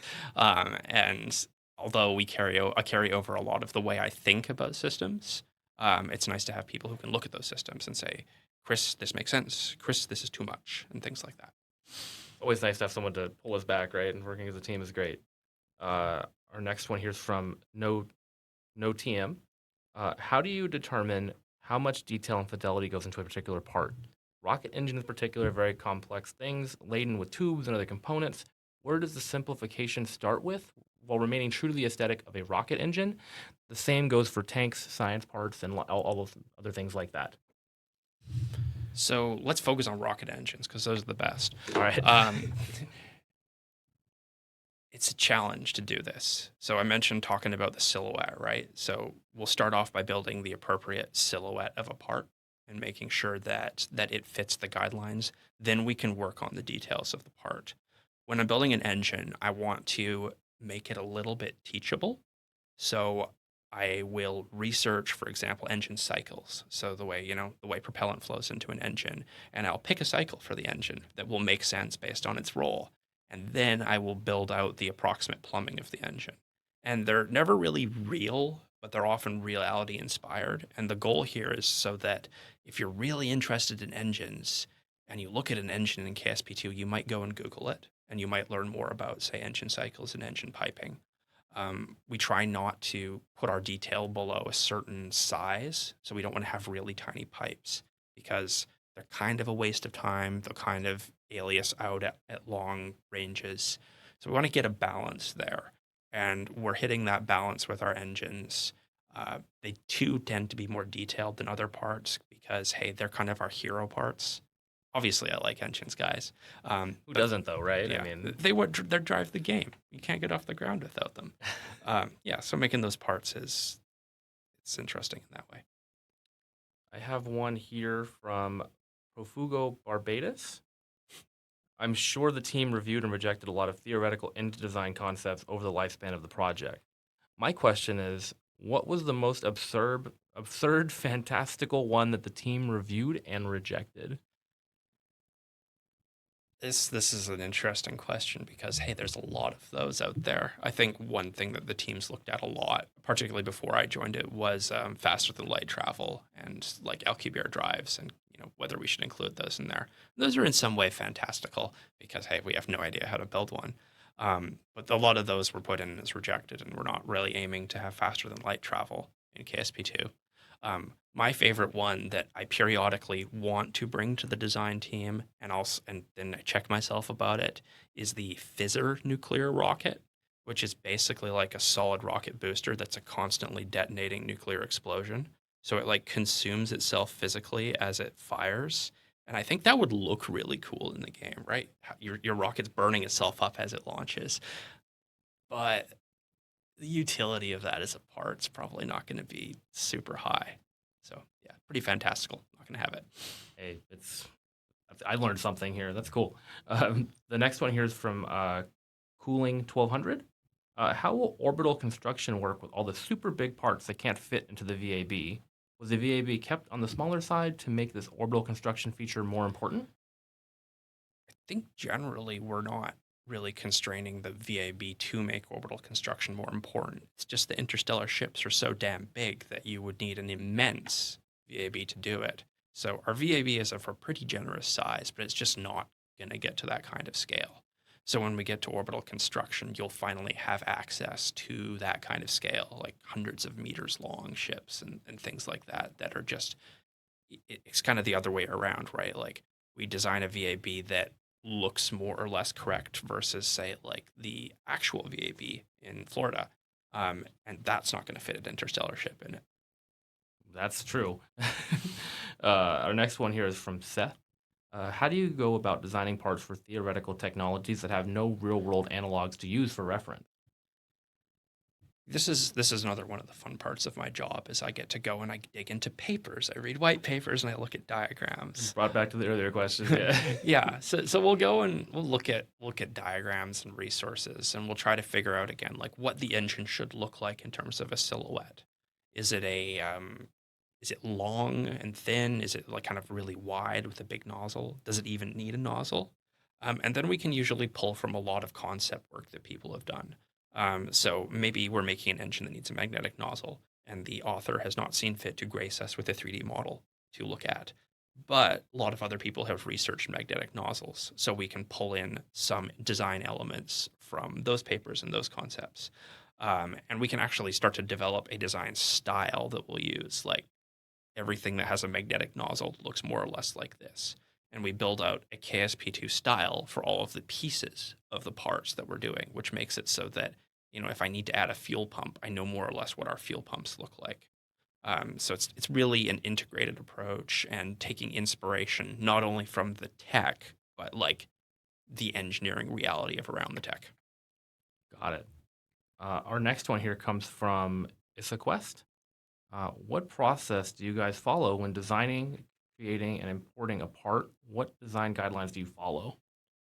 I think that's generally the answer to the previous question. We'll end up with specific guidelines for each types of part. And a good one that we've looked at a lot is types of fuel. So we want to be able to say to a player, you're looking at a part which has gold multi-layer insulation. It's probably a hydrogen tank. and then adding highlights on engines that use hydrogen of some gold multi-layer insulation. So we're getting kind of that correspondence and iteration there. Those kind of style things are the things we look at first when we go through this. Yeah, I love watching the process unfold. Our next one here comes from Failspace.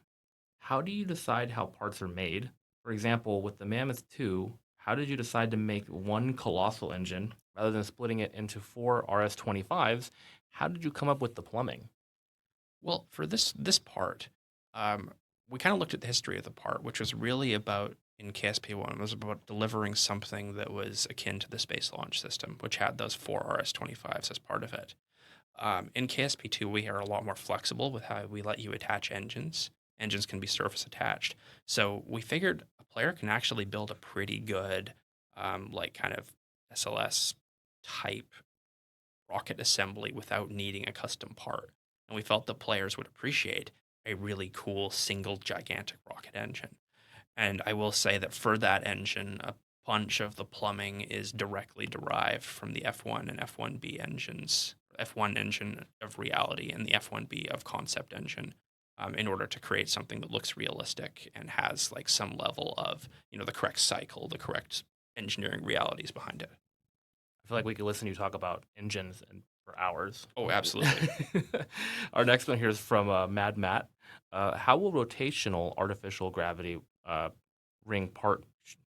How will the rotational artificial gravity ring part showcased in the teasers and trailers work? Will we have multiple iterations of varying sizes? We're not really looking at specifically simulating different gravity levels in the game right now. It's not really part of our plans. But we do want to have, at least for colonies, different sizes of gravity ring, and not only different sizes, but different roles. A lot of different things you can put in a gravity ring, and a lot of different interesting gameplay you can build out of that. And that's all I'll say about that. Oh, the suspense. we have one here from Rick Hugen. What do you think the most interesting part in terms of gameplay? So how, when, and where to use it? This is a tough one. I think everything is situational. So when and where to use it is, it's the question. This might be slightly controversial, but I really like ion engines. I know a lot of people think they're slow and boring and things, but Oh no. the first mod that I ever made was about more ion engines. So I like the Dawn. I like it a lot, and it lets you go anywhere with not a lot of gas, and then you can cover your ship with solar panels, and it looks cool. That's fair. The next one here comes from Space. This is the Space Peacock. Will we see more than one engine per engine class at some point? For example, multiple medium Methalox sustainer engines, gridded, and Hall effects, ion thrusters. The second part of that question about the more ion engines, I would love to see more ion engines in the game, and we did tease one as well in the lead up to early access that we'll get to eventually. In terms of different engines of the same size and archetype, that's not really something we're intending to deliver. That's a pretty good thing for the modding community to work on.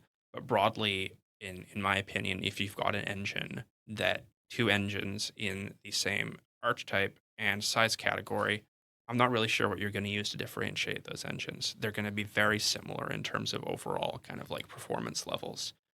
So there's definitely probably valid player stories in doing that, but it's something that I think I'd like to leave to the modding community. Got it. Our next one comes from German Knight. Is there still an option to add non-dynamic wings from KSP1? We think that our current procedural wing system hits all the use cases for those. If there are more use cases we're not hitting, I would love to hear about them. So throw that in the forums or on Discord. Leave it in the comments below. Our next one here is from MGB125. What size scale can we expect for interstellar ship parts? Big.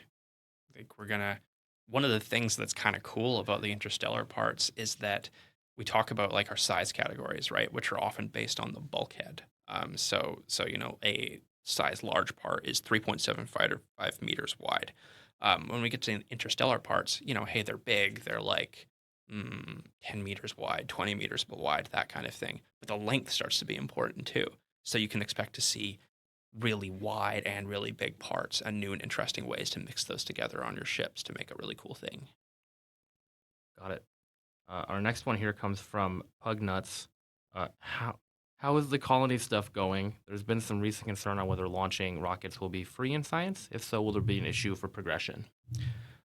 We are effectively designing our progression system in such a way that that's not an issue. I should clarify that as we're going through our milestones, the science milestone is going to be more similar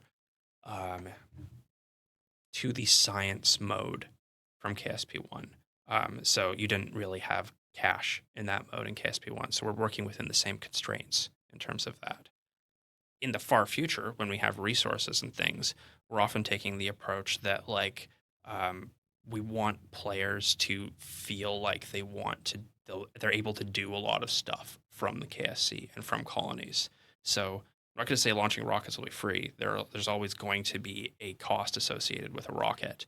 But the amount of various resources that you might have access to at the KSC at different places is going to control what you can launch when. Got it. Our next one here comes from Clay L. In your previous role as a modder, you did modeling and scripting. Do you still do those things at Intercept?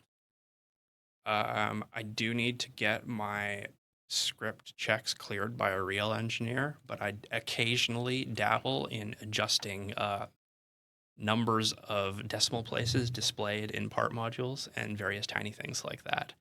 But mostly I stick in concept modeling and writing long and complex design documents. Our next one here comes from Piotr.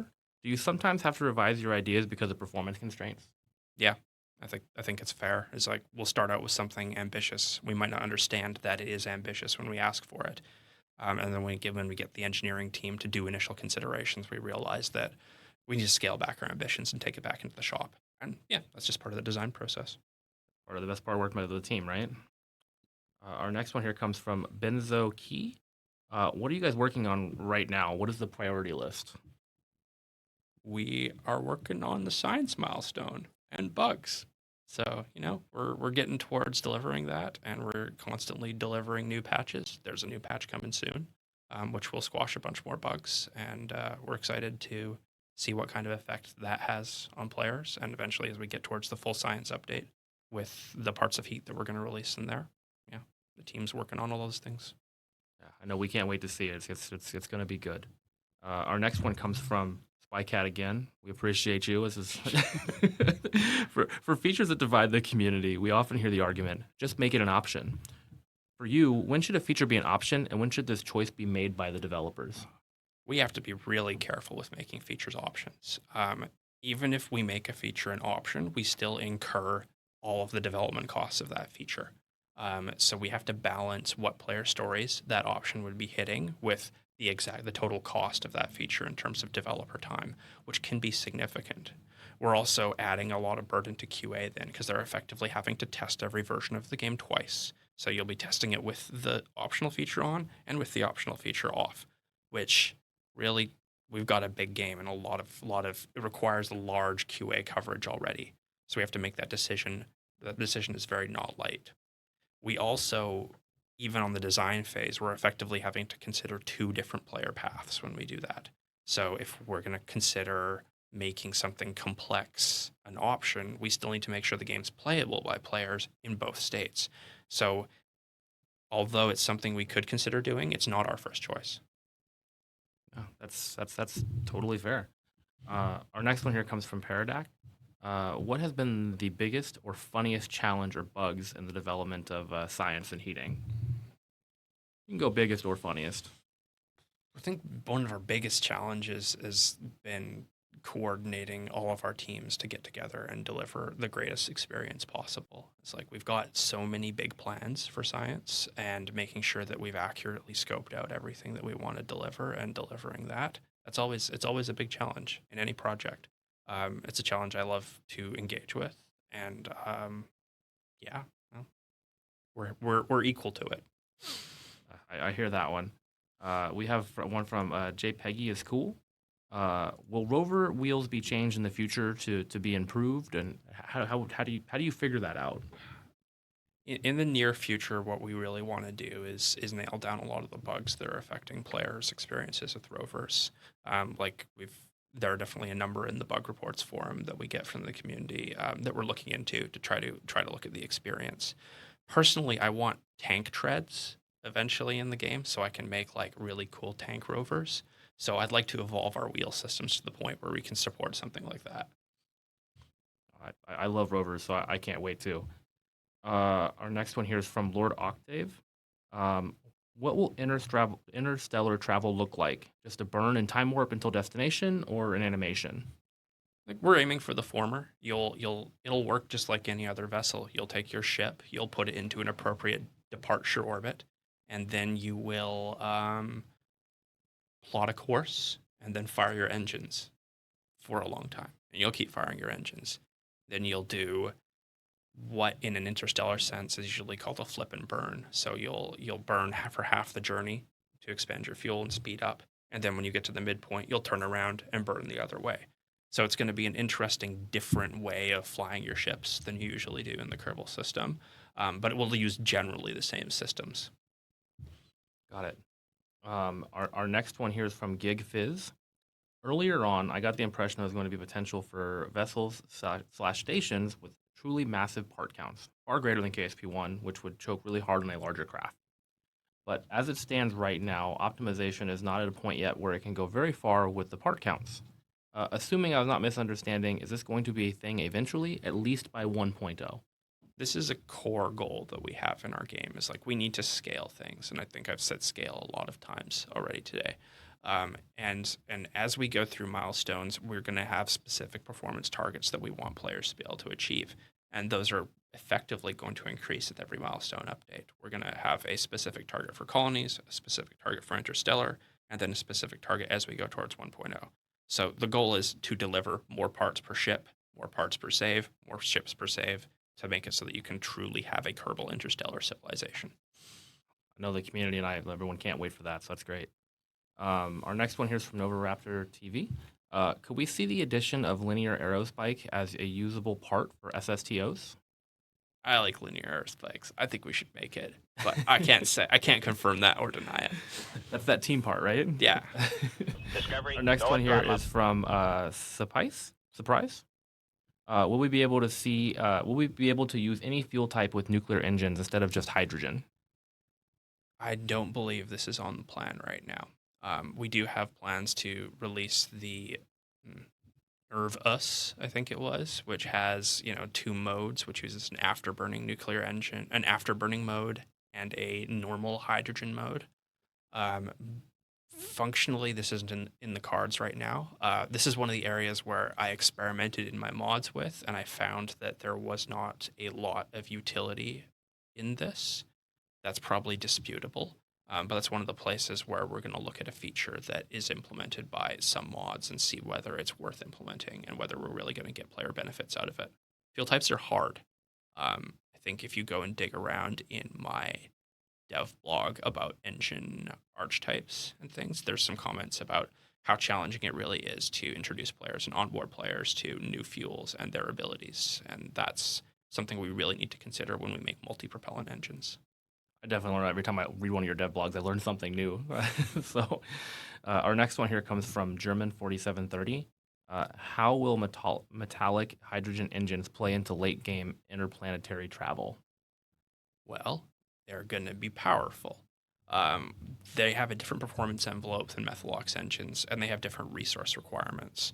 So what we're aiming to do is, at least in a small way, preserve the role of most of our primary engine and fuel types throughout the game. So, hey, even if maybe you'll land on a planet where it's most effective to build Methalox rockets, even though you have a fusion drive. It's kind of where we want to go with this. So there will be a time and a place for metallic hydrogen to shine, and there will be places where it will not work so well. That's exciting. All right. Our next one here is from Lunar Metis. Are there plans to add light sail interstellar probes? We don't have these on the immediate roadmap, but in terms of having various esoteric versions of propulsion. We're always looking at how we can deliver the player stories with that. And it kind of goes back to the what do we want to build versus what do we want to enable the community to build. One thing with solar sails and laser sails and things like that is that they work completely differently than any other engine that we have in the game. So that means that we can't kind of just drop them in. We need to think about how a player is going to interact with that system. And like, do I need to build like a solar sailing interface where it shows me what direction the wind is coming from so I can tack properly back and forth? I mean, it sounds really cool, but that's a lot of effort for one part. Yeah, you sold me. No, that makes total sense on that part. The next one here is from Gordon Lemons. Will there be inflatable modules in KSP2? Yep. Perfect. Next one's from Mad Matt. Will there be more loading screens? Yup. I have reviewed 2 new loading screens this week. They're pretty great, and you'll see them in the game. Oh, now I gotta go try and find those. Our next one here is from Nova Raptor TV. Could we see telescopes like the Hubble and James Webb make their way into KSP2? Will they have the ability to be repaired on orbit and also collect science that players can use? I think that we want to be more ambitious with telescopes than that. There's a lot more exciting things you can do with telescopes than just collect basic science. Ooh, all right. Our next one here comes from JPEGgy is cool. Are there plans for environmental effects? Will there be Kerbal footprints, rover tire marks, etc.? Will there be dust in the air on Duna, for example? Yeah, this is effectively what our VFX and SFX teams work towards, right? Is creating that like immersive environment when you're on the surface of the planet. We want to be careful about performance here. We throw a lot more volumetric particles onto the surface of Duna. We're gonna have to be careful about, how we're doing that. So that's really the primary consideration that I'm aware of there. We want to make things super immersive, but we're aware that we need to be performant too. Definitely, performance. Our next one here comes from PlaySue. When colonies are implemented, will heat be required for habitation modules in colder environments? Not in the current design. We're mostly focusing on having players understand overheating as a concern rather than underheating. Got it. Our next one here comes from RageX. Has there been consideration to giving procedural fuel tanks, alternatively reducing the number of fuel tanks in list or providing more variety in shape while implementing a part switcher? I think this is like one of the 2 biggest community questions and splits that exist. Like there's like to mech jab or not to mech jab, and then there's like procedural fuel tanks or atomic fuel tanks. And I think like what we've come down on in the KSP 2 context is to stick with the kind of like Lego ability fuel tanks. Part of the reason for that is trying to make players understand different fuels. And that's a hard problem. So at least with having specific fuel types locked between specific artistic cues, you can say to players, this is hydrogen, this is methyl ox, this is metallic hydrogen, and so on and so forth. So there is a big advantage that we get with not doing fuel switching in that sense. That being said, making sure that the part picker is usable and that you can find what you want effectively is a core goal, so we have to look at that. But no, near term, no procedural plans for tanks. Got it.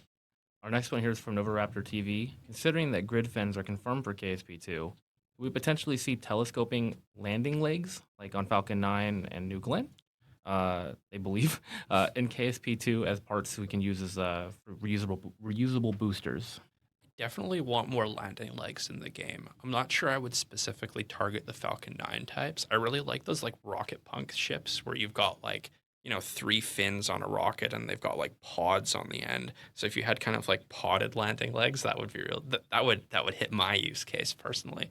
But like we're gonna have larger ships. We want players to be able to land their larger ships and land them in different contexts. So as we get deeper into the tech tree, deliver bigger and bigger parts, this is something that we absolutely need to look at. Got it. I love geeking out over parts. This is fun for me now. Our next one here comes from Vlanold Kerman. Will metal to build basic rockets and methyl ox fuel be limited in the early game, or will it be infinite fuel on Kerbin? This is pretty similar to another question, so I think I've got the same general answer, which is that this is a fairly far future question in the sense that in the science update, we're looking at the same scope as KSP 1's science mode. generally. And in that case, we're not going to have limits of resources on Kerbin. But going forward, again, like our goal is to push the player to explore outward rather than to explore kind of like inward. My kind of personal opinion on kind of the role of money and stuff and scarce ability in this is that like we want to make sure that players feel empowered to try new things in safe environments. Kerbin's a safe environment. When you get out of safe environments, when you've got your colony on Duna and stuff, that's where your resources come in. Our next one here comes from Warthog 23. Will there be engines, structural frames, or other parts that be constructed and operated in a low G environment? We definitely have parts that are more fragile than others, but we're not going to specifically constrain you to where you can build those. If you want to try to make a rover out of super fragile parts, we should allow you to do that. You might not succeed, but maybe you'll also make a really cool thing. And I don't want to give players too many constraints that way. Fair. Our next one here comes from Dibsner. Are there any plans to implement parts that would enable underwater exploration, such as a ballast tank and pumps? Great work on the game so far, by the way. Oh, much appreciated. Thank you. I definitely like to have more scope for parts in terms of water stuff. We've got 3 fairly waterful. Oh, that's not really a word, is it? Waterfall. We've got there's 3 celestial bodies with a lot of water on them in the Kerbal system, and there's going to be more in the other systems. And while this is not Kerbal Boat Program, letting players build planes is something we've done, and we have a lot of parts dedicated to players building planes. It's definitely logical that as we go forward and we have more oceans to explore, we'd want to deliver some sort of deep water exploration and maybe cool things to find at the bottom of the ocean, like krakens. That sounds waterful. I've been saving that one. I had to. I'm working on those dad Beautiful. jokes. There you go. Our next one here comes from Novaraptor TV. If you were to add another class of space plane parts, what would they be based off of? I can see something like Venture Star or Star Raker or something more like a traditional airliner. Oh, this is another one of the problems I crunched during KSP1 mods a lot. It turns out that a lot of the really cool space planes that you see in fiction are really their cross section is not consistent, right? They start off big at the back and then they get narrow at the front. You can't build a size class off of those. It's really hard. So we wouldn't see a Venture Star alike. We wouldn't see like those kind of things.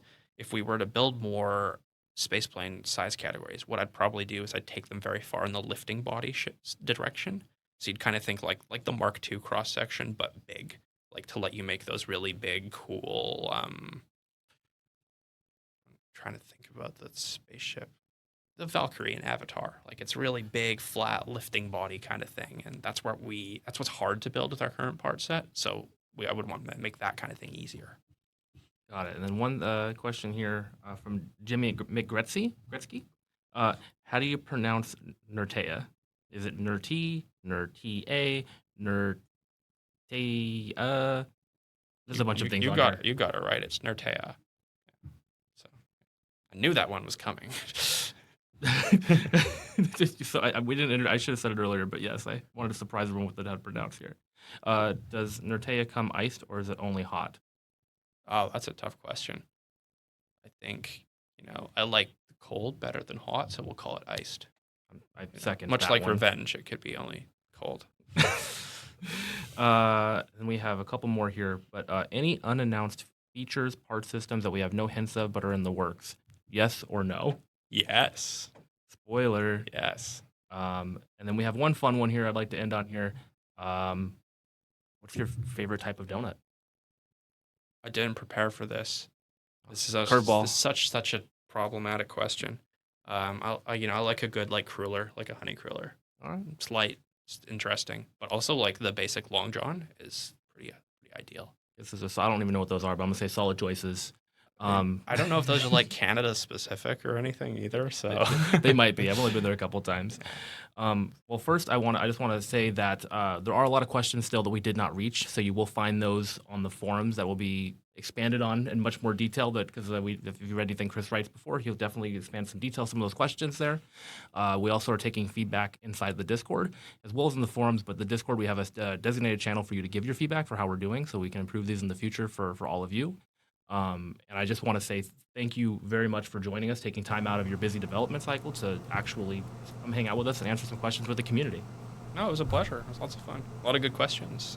And I will definitely have fun diving into some of the longer ones on the forums. Yeah, wait, do you have anything you'd like to say to the community before we log out? Thanks for playing KSP2. It's a ton of fun to watch the game grow and to watch the community grow with it, even from the other side. Thank you, everyone, and have a great rest of your day.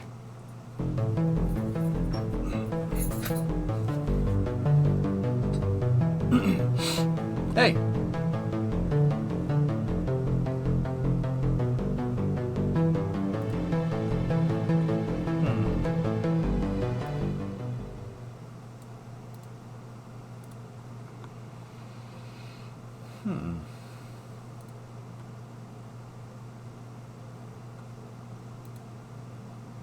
You were watching the KSP TV side. Yeah, I know.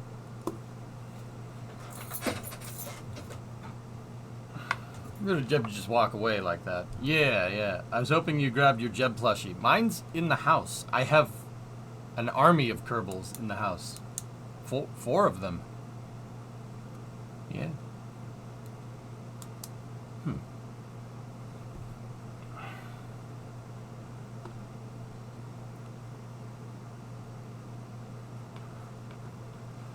Okay, fellas, give me 1 second. I need to shoot them a message here.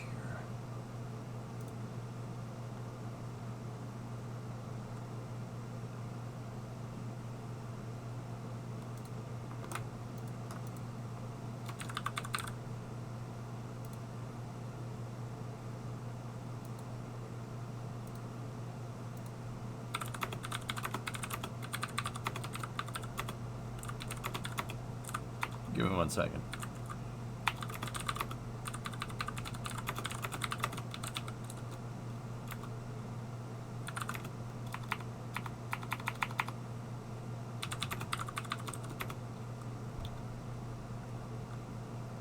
How do you do, fellow space nerds? You want to help test those space planes? No.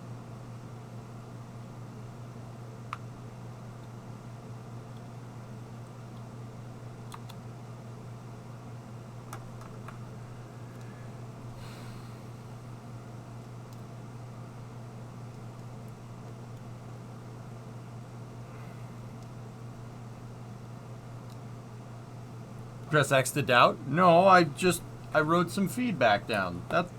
That's all, nothing more.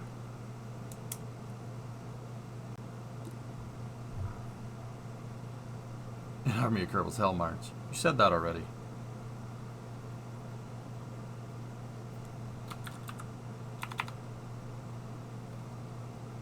Oh, that's written on the page. Venture Star, please. Grab. You design rockets in the VAB. You are sick in the head. Get out of here, you degenerate. That's disgusting. How dare you? How dare you? Rockets are made in horizontal buildings, okay? They're manufactured in horizontal buildings, okay? Don't at me. I will not be taking questions on this. Okay.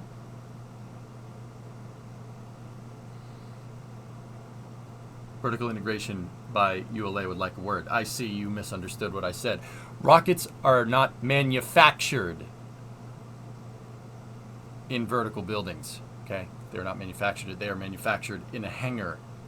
They get assembled in the building, not designed in the VAB.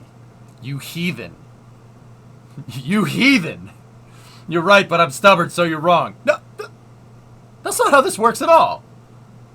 Not true. See Starship. Oh yeah, yeah, W. That's right. See Starship with those high bays, because you know that gigantic horizontal building called Star Factory. No, that's not anything, right? No, that's not. Yeah, no, yeah, you're right. You're right.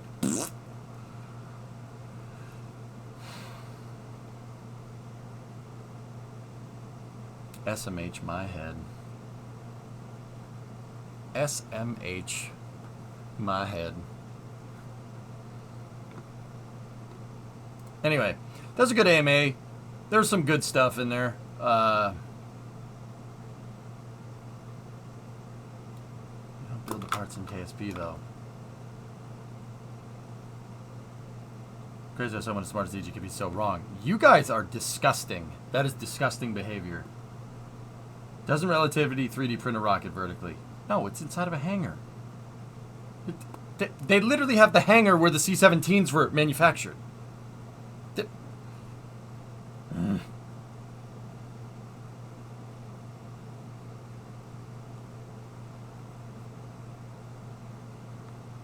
This is disgusting behavior. Anyway, let's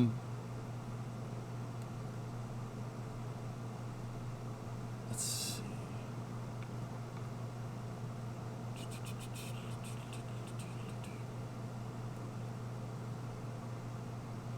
Planes should also be built vertically. No, no, they shouldn't.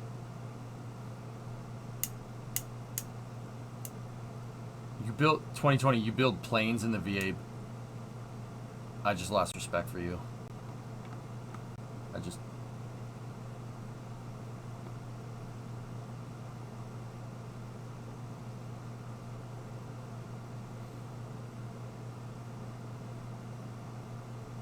You assemble rockets in the case. You assemble the rockets in KSP. You don't build them. Yeah, I'm gonna go ahead and sort of disagree with you there. I have 20,000 hours in the editor.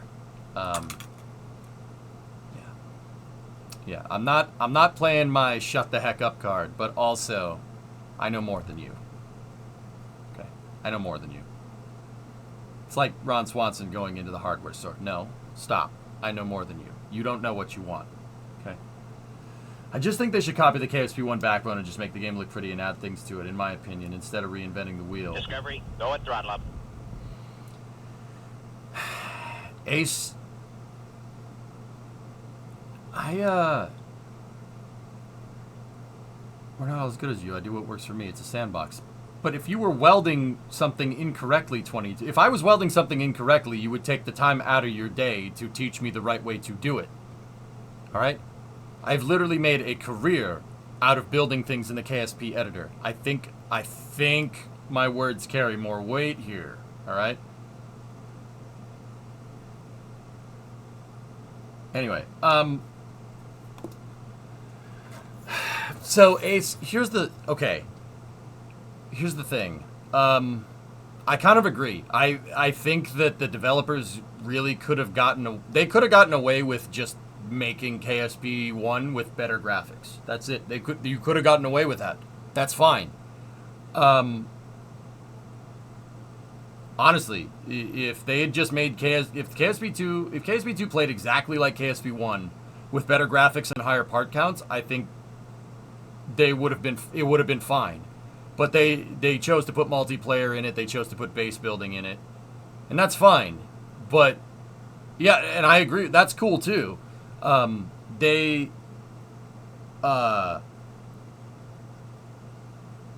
in doing that, they did change the scope of the project. KSP is already a hard game to make.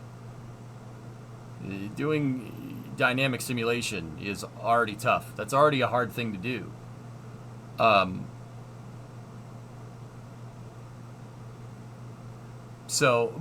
also, I think that Ace, this is kind of more to the point. I kind of lost my train of thought there for a second.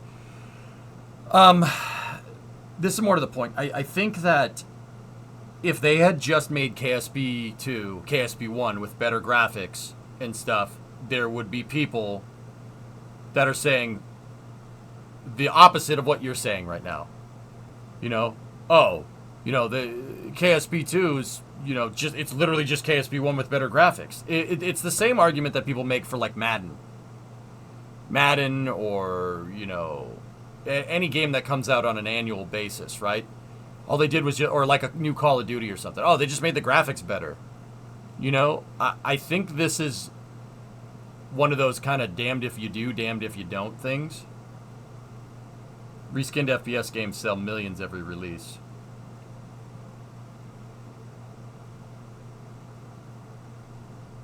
I watched the recap of it, Panta. Yeah, I agree with you. But just because you do something for a living does not mean you're any good at it. It's one of the issues I work with. Are you saying I'm a crappy Kerbal editor, silly?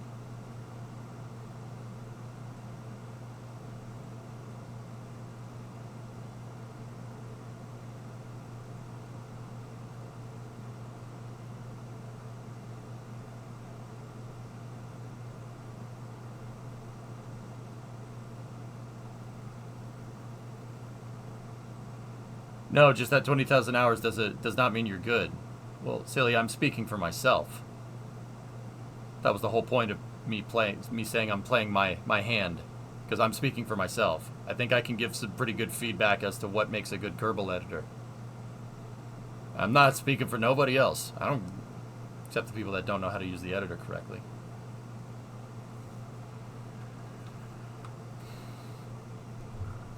I think that it's important to understand that, Ace. It's important to understand that if they just made KSP2 with better graphics and higher part counts, that people would be saying all they did was just give it more graphics and more part counts. Like,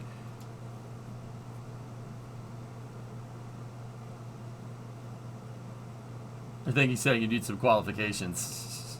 No, I'm silly. I get it. I'm just being a dick. It's...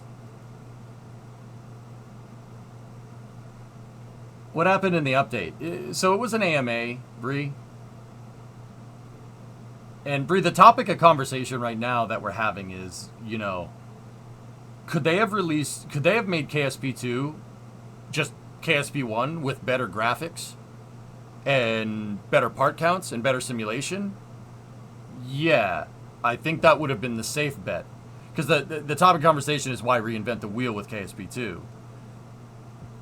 I think that it's important to understand that if they had just done a Call of Duty with KSP2 and just gave it better graphics and better simulation, I think people would say that all you're doing is it's just a cash grab. You're just giving it better graphics. You don't really care about the game. Which is funny because, they chose this big scope for this project, right? And I will say I think that's the right move. They chose this big scope for this project, and people are, I was watching the KSP TV chat, and I was watching the chat here. People are like, oh, they're never going to deliver on this. The scope is too big. Why would you reinvent the wheel? I think you're going to, one way or the other, you're going to get people saying, oh, why'd you do it this way? Not necessarily because people are contrarian, but I think that's more about you're not going to please everybody. Jeez, 2020. Okay, cool. I'm glad you were kidding. No Man's Sky essentially released it as a sequel when they finally fixed all the issues. Interesting.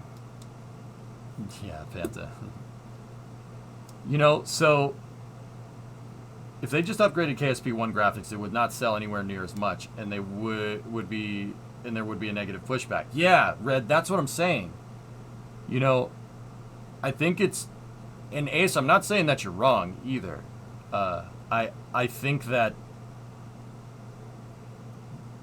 you have to reinvent the wheel, or else everybody's going to call it a cash grab in this day and age. Which is why, I still will have the devs back on things. Absolutely. Okay.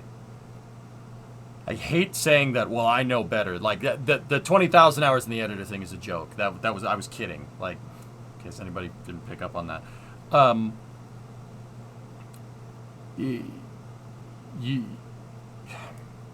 I think as someone with a background going to school for video game dev, I still don't, think it's, I have the devs back because I understand kind of where they're at. This is a big freaking project with a huge scope, because it was either make the scope big or make the same thing again. True. I was just saying not to copy the game, but the things like that, like the things that work, like the editor with better game performance, re-entry heating to start, and then have it stable, then add qualities and multiplayer. That's my point. Well, okay, so from what I can tell from the dev notes, no, it would seem like it's better to make it stable and then add multiplayer.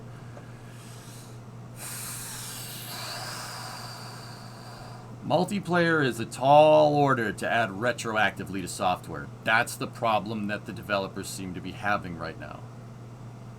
They're trying to optimize, they're trying to get it to KSP 1's level, but you have to optimize around base building and multiplayer. That is a huge scope increase, and that does require remodeling, you know? And I think that's why we ended up getting the game the way that we did. Because trying to basically take KSP 1 and then retroactively add multiplayer to it is, you're going to get Fallout 76. That's exactly what happened with Fallout 76. I don't think that's a good idea. I think that designing the software package to have multiplayer basically in at the ground floor, so to speak, designing multiplayer and base building into the foundation of the game is super, super important. But you're towing a fine line here. Because obviously, you're not going to have a module that doesn't exist in the code implemented into the game right now. Which is, once again, that's why I think the game is so bare bones right now. Because multiplayer screws with everything. It screws with everything. Everything.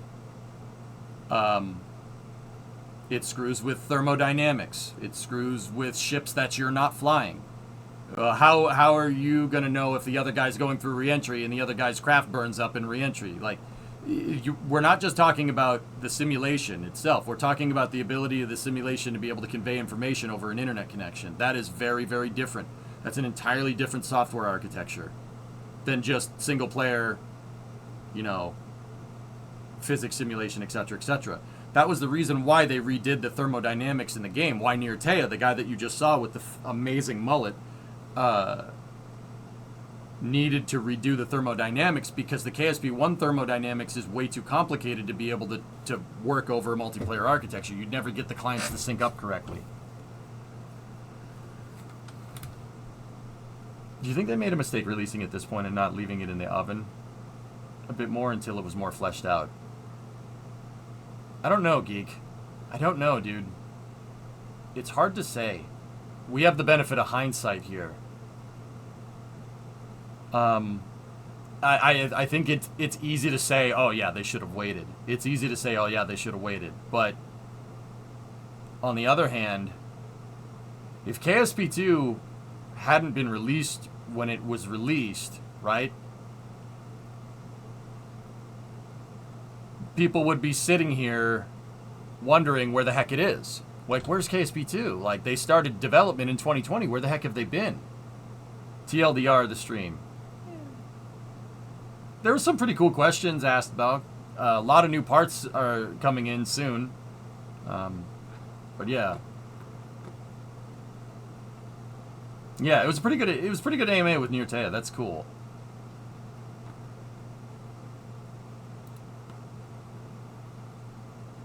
Sorry, there's a lot of paragraphs here. I think KSP2 releasing in the state that it did would have been received much better if it didn't happen this year when so many other big games released in a bad state. Yeah, but so Raja, and I'm just playing devil's advocate here. I don't necessarily think this. The flip side of that is that once you announce a game, right? So I will almost never argue on behalf of like marketing and public relations. But once you announce a game, there is a finite window of opportunity to capitalize on the hype to maximize sales. Okay? So basically, when you if you announce a game 1 year and then release it 5 years later, right? Without saying at the beginning that you're going to release this game at this point in time, right? The anticipation builds, and then it builds, and then it builds, and then it builds, and then it comes to a head, and then people are like, this game's been in development for 4 to 5 years. The frick are we waiting for? Like, and now, don't get me wrong, I don't like arguing on behalf of maximizing sales for a video game. I do believe if you make a good game, people will buy it. Baldur's Gate 3, I'm looking at you. However, with that being said, not all game development studios can afford 5 years of development. They can't incur 5 years of technical debt like that. That's not how this works. You can't do that because people have the attention span of a walnut. There's so much things out on the internet that can get your attention. You have a finite window of opportunity to capitalize on that.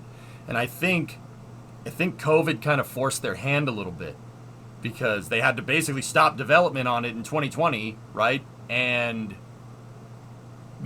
switch to working from home, blah, blah. Dude, it's hard for an actual space program to operate on a hybrid schedule like that. That's why programs like SLS were declared essential halfway through COVID, so they could stay relatively on the time scale for sending people back to the moon. This is a game about rocket science, which is arguably even harder because you have to invent the damn physics for it. I wouldn't say it's harder than real spacecraft, but you get the idea. Also there's a Herculean effort behind NASA. This is a 100 person dev team, something like that. I think COVID forced their hand on capitalizing on that finite window of opportunity, so they had to release the game at some point. Problem with that is that day one the community said take your time, don't screw it up. Yeah, I think about there's some merit to that. We know a lot of the people that play Kerbal know that this stuff takes time because we're all nerds. Most of the people that play Kerbal are rockets. Well, not most of the people. A lot of the people that play Kerbal are rocket science. They understand. You can only learn so much with playtesters. You need to release something like KSP before it's ready to be able to find half the bugs, optimizations to go forward. Absolutely. Yeah, Jackery. Mm-hmm.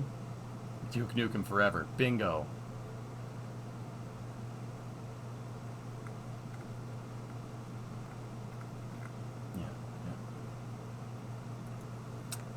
Yeah, but is it better for people to complain about where is it or, man, this is crap, even if they need more dev time? Hokey gifted 12 months of sub to Serious Potato Bot. Oh my goodness. Jeepers creepers. How do you do it, Serious? You're a dick. Why do people keep gifting you subs?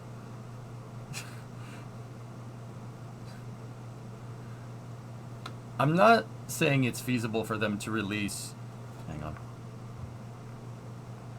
So, Roger, you're saying I'm not saying it's feasible for them to release early access at any other time, just that they got very unlucky with so many other broken games testing everybody's patience.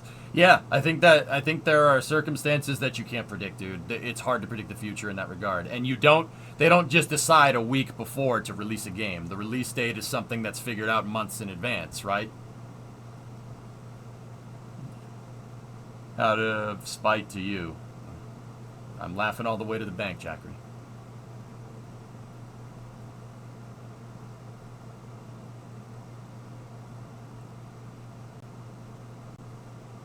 Interesting, Duckman. Interesting.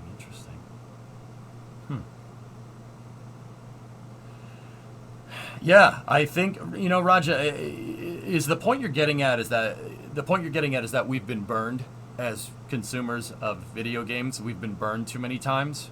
Because I agree. I kind of agree with that. My thing with Kerbal and why I kind of make an exception to this and why I'm not freaking out completely is because I know the developers and I can give them feedback. And I do. Absolutely. That's what I was telling them about. I'm trying to give them as much feedback as I possibly can without being a dick. You don't say every day, I think you should change this. I think you should change this. This is bad. You should do this. I take my audience with them very seriously, and I don't weigh in unless I absolutely need to. Because there's only so many times where you're going to be like, hey, maybe you should do this.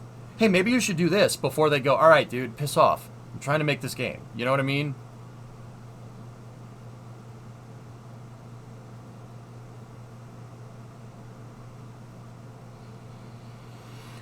I'll play it when the patch comes out next week, Doom. Sure, absolutely. Actually, after playing yesterday, dudes, I didn't break the game so much. Like, we only broke it like a couple of times, My thing right now is with the editor controls. I'm not a fan of those controls. I need KSP1 editor controls. or at least some semblance of a CAD system. The way the editor controls are right now are not very good. However, it's very easy to spot that they are a placeholder. But I think the flip side of that argument is that the editor controls are something that should not be... And Ace, this is the point that you were making, right? The editor controls are something that need to be... That is the key to doing all the other things in the game, you know, no matter the scope of what you're doing or not, right? Like if they were just making KSP 1 with better graphics, the editor controls would be central to making the game good, right?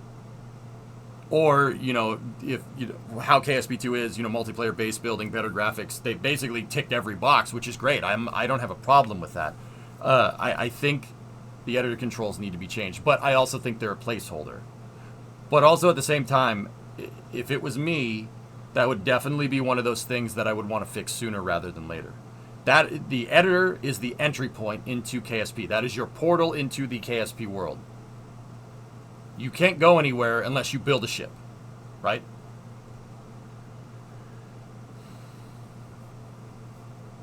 Yeah, Ace, if that's what you're saying, I think you're right. I think if that's what you were getting at, I think, you know, now that I didn't just like say something to your question, I think that's very right. I think that's very true. That's very, very important to understand. The user experience in the editor is what makes or breaks the game, because I mean, yeah, you can take the stock vehicle, you can fly that around, but Kerbal building a vehicle to solve a problem is a fundamental gameplay mechanic, and if the editor is not going to give you the dexterity that you need to solve the problem, then people are not going to want to play. Help me understand this. I still don't get how a big studio decided to support a KSP project. Let's be honest, the game will always be niche. KSP is kind of its own thing for space rocket nerds and always will be. Interesting.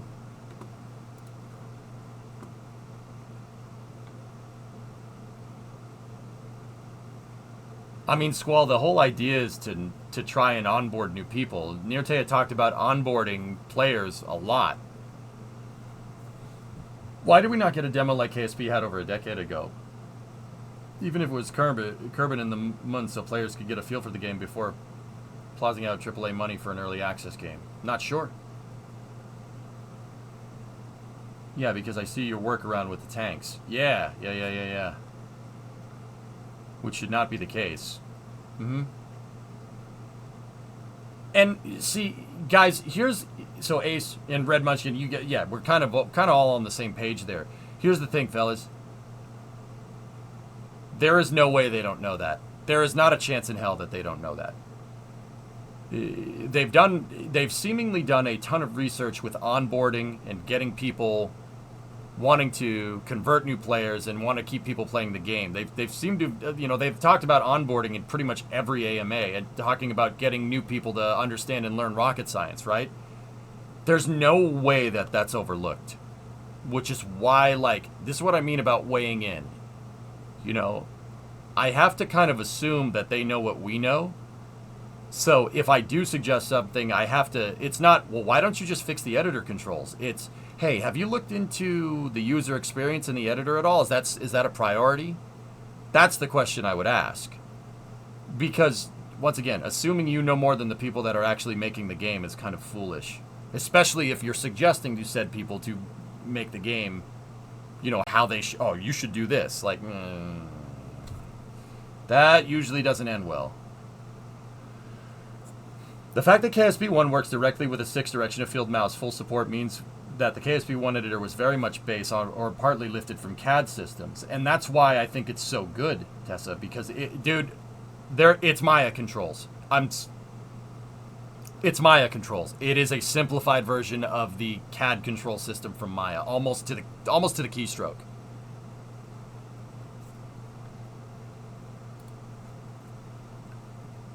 Imagine they changed the shifting pattern for a manual transmission every year on a new release of a car. Like,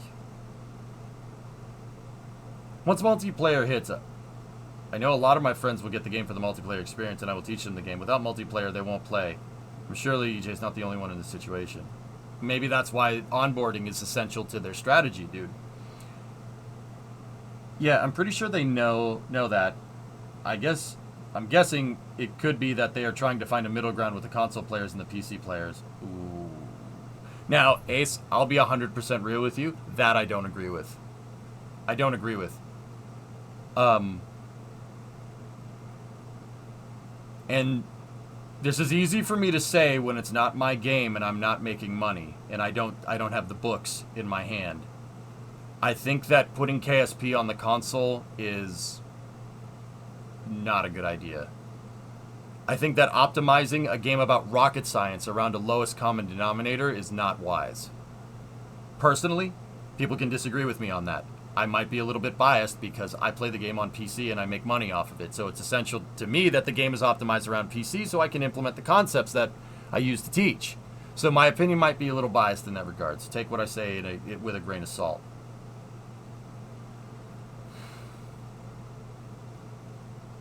I think that optimizing the editor around the console is going to screw KSP's user base because everybody that the long-term customers of KSP, people that play the game the most, play it on PC.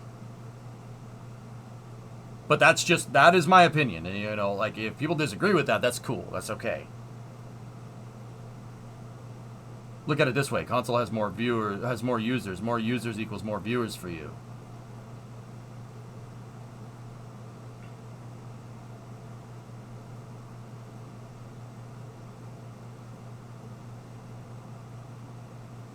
Yeah, I understand that, Canadian. That's very true.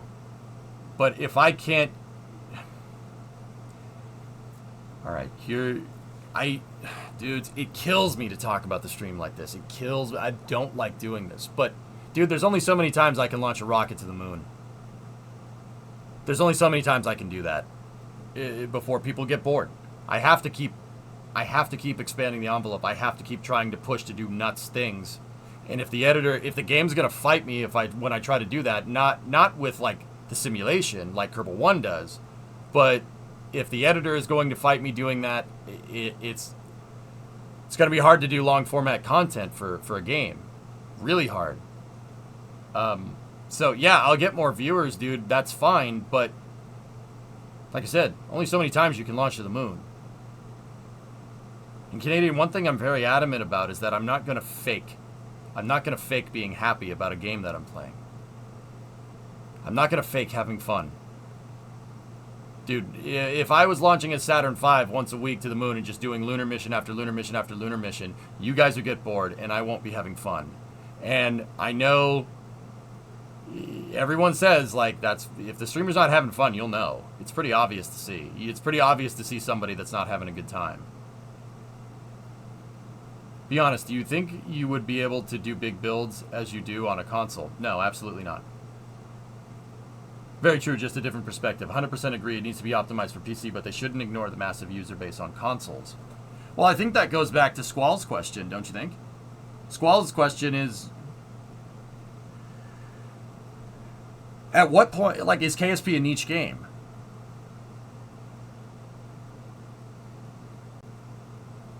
Yeah, Hellfish, there you go. KSP is a niche game. At what point, like, are you in it for sales, or are you in it to make a game about space? Like, I don't... On one hand, I think you'd be stupid to say that they're in it to make everybody's in it to make a good game until the paycheck doesn't come. You know, like, everybody real until you're not getting paid. That's important to understand.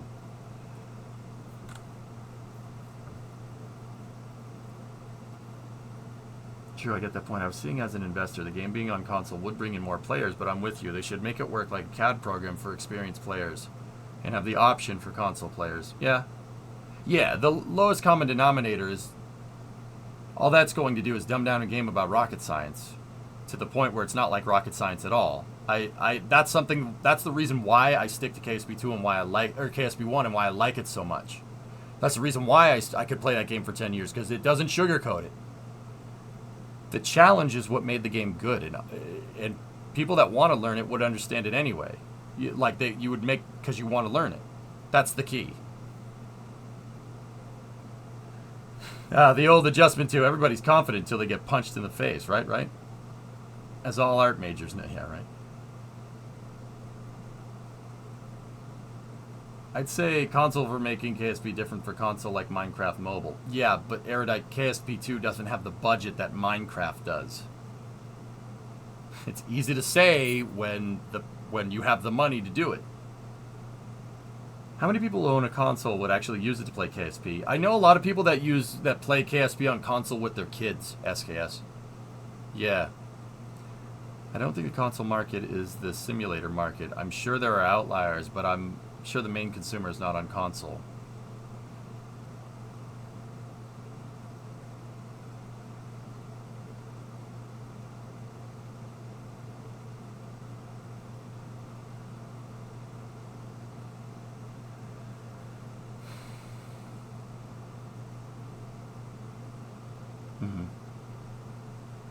A soft version for consoles is not necessarily a bad idea, but it will just be that, a limited soft version. And Pasquale, do you think you could make the argument that, oh yeah, we dumbed down the console version but not the PC version? Then all the people that you got to buy the console version are going to be pissed because they're not getting all the features that the PC players do. See what I mean? I hate thinking about stuff like this, but that's how the world works, man. Like, call it KSP Mobile or something like that. There you go. Yes, guys, that's a solution for sure. That's literally what Minecraft does. Yeah, and in that regard, I suppose Erudite is correct.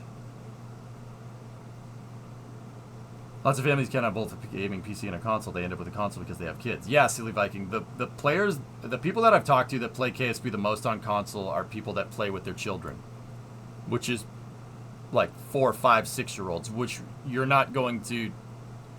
The game doesn't need to be that in depth. You know what I mean? It just needs to teach the basics, which is fine. Why are we talking about this? Did Dev say something about a console? No, this whole conversation is based off of a predication that the editor controls might be simplified because they're optimizing it for console. But yeah, that's speculation entirely. I played on both for different reasons. For the challenge on the PC and messing around on console. There you go, Ballin, yeah. More people play the console game than you guys might think. And I'm saying that as someone who will never play KSP1 on the console. I played it twice and I was like, nope, not doing this. That's the argument that I originally made, Oculus. Yeah, that optimizing it for the lowest common denominator of system performance is at odds with the stakeholder expectations of a game like KSP. You can't simplify rocket science. There's only a certain point that you can simplify it.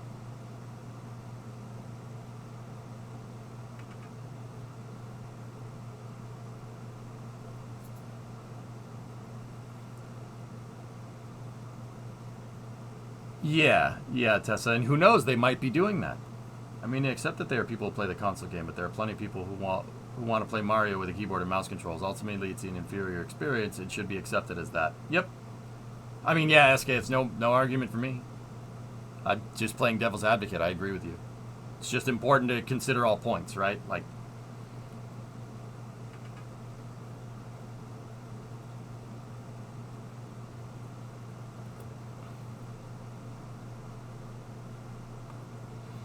but yeah, I mean,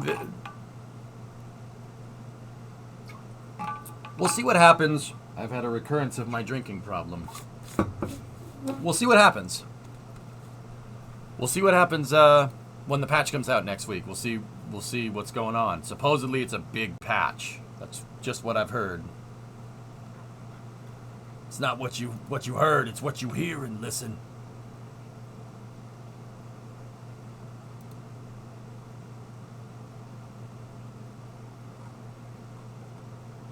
But yeah, I mean, surely you can't be serious. I am serious. Don't call me Shirley. QA on the Discord said it has over 200 fixins. Picked the wrong day to stop drinking.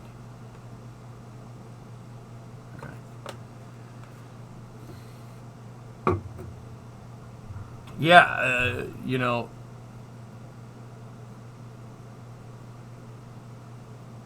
But does it have grid fins? Who knows? The editor controls have at least the problems. Not being able to reach a stable orbit around a place like Minmus is, for me, game-breaking. Supposedly, they fixed that in the patch next week, Duckman. But yeah, you're not wrong.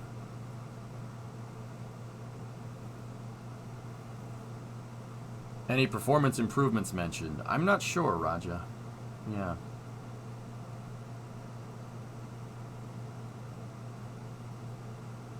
Yeah, I mean, you know, just to change the subject a little bit, guys. Yeah, playing KSP yesterday.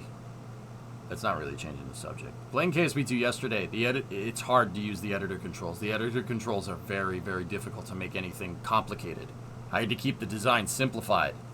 I mean, don't get me wrong.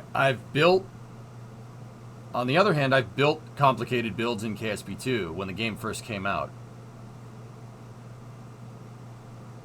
But going back to KSP 1 and doing a project like Star Raker, and then going back to KSP 2 after I've played KSP 2 for a little while, and obviously all the hours in KSP, kind of shows that the editor controls definitely could do with some work.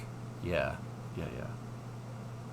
Well, we got to get the fixes rolling on and grab the experience he's improving. When I was flying the vehicle around yesterday, SKS, it was working just fine. The game was working great. Then again, we didn't fly up into space, but...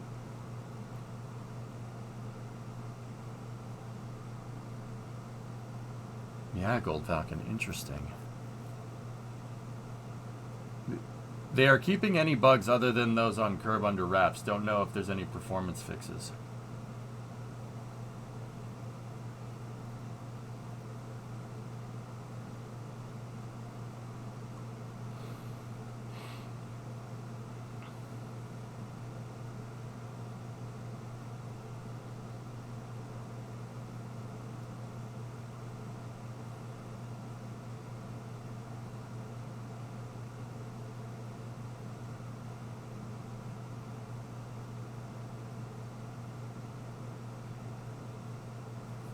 Yeah, the lack of joystick support, Twisted, is kind of a question mark for me. Like, I understand the need to make the software, like, you're optimizing the software around multiplayer, you're optimizing it around base building, and that is a heck of a scope, right? Absolutely. And then interstellar trajectories, etc., etc. I understand that, but I'm not... And this isn't me saying, well, I don't understand. I would have done it differently. I don't understand because of my inexperience in coding, right? Why something like the editor controls and something like joystick support wouldn't be like already in the game. You know what I mean? It seems like, you know, but that is also me basing it off the predication that, you know, they prioritized working on the back end of KSP2 over something like the editor controls or something like, you know, joystick support.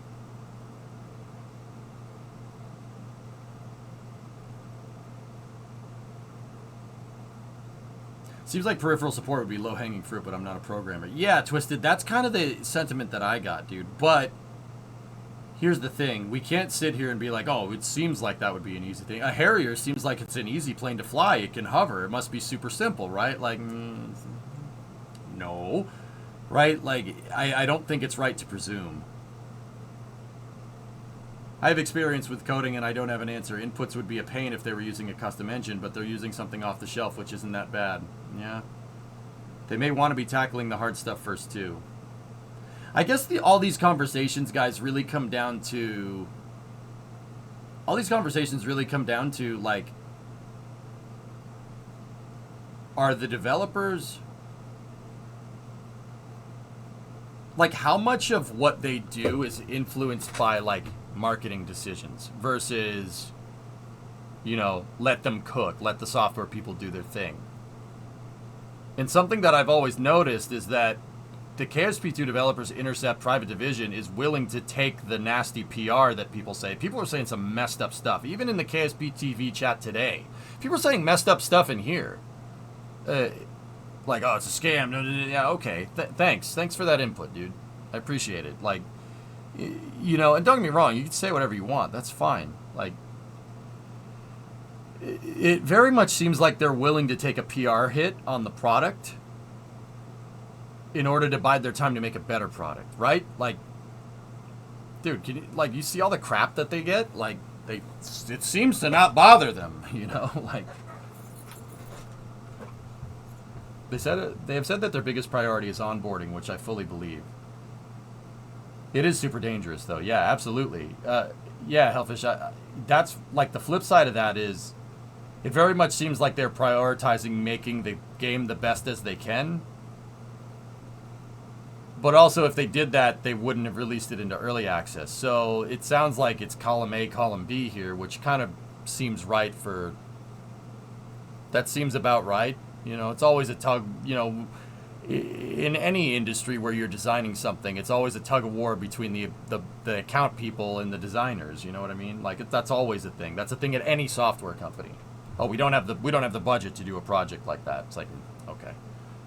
You want to sell more or not? You know, but then the account people are like, well, we could sell more if we have a good enough project, not a better one. Like, I get the duality of it, right?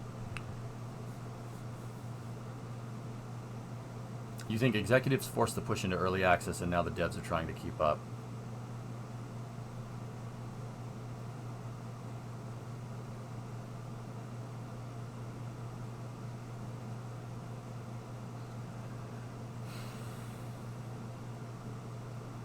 James, from my experience in input from a Unity project, is there a lot of devices in a universal solution to... Oh, hang on.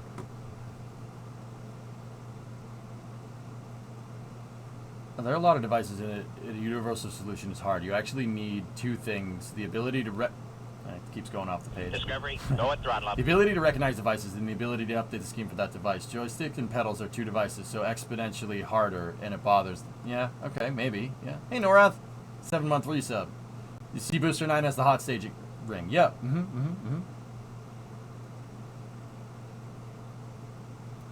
I hear that term a lot in project management. Don't let perfect be the enemy of good.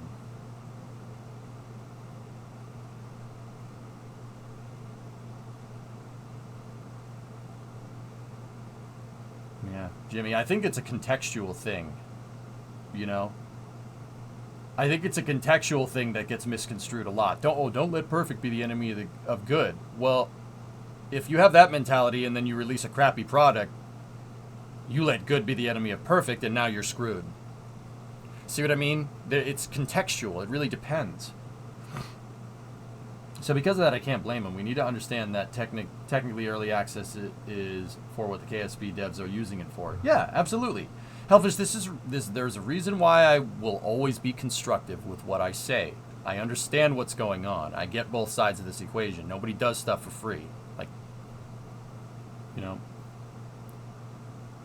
Well, ours was not private division, no one's private division. Geek, they've hinted many times that KSP2 has a long runway. I'm not worried about that.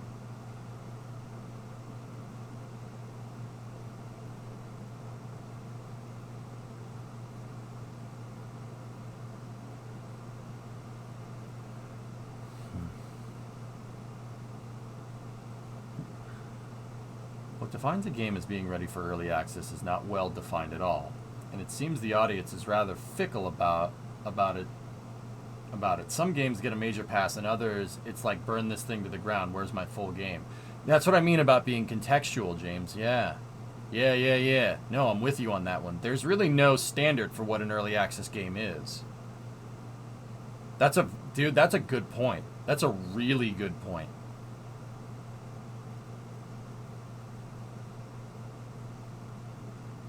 That's a really, really good point, dude. Yeah, that's... You bought an early access game. It's not the game. Yeah.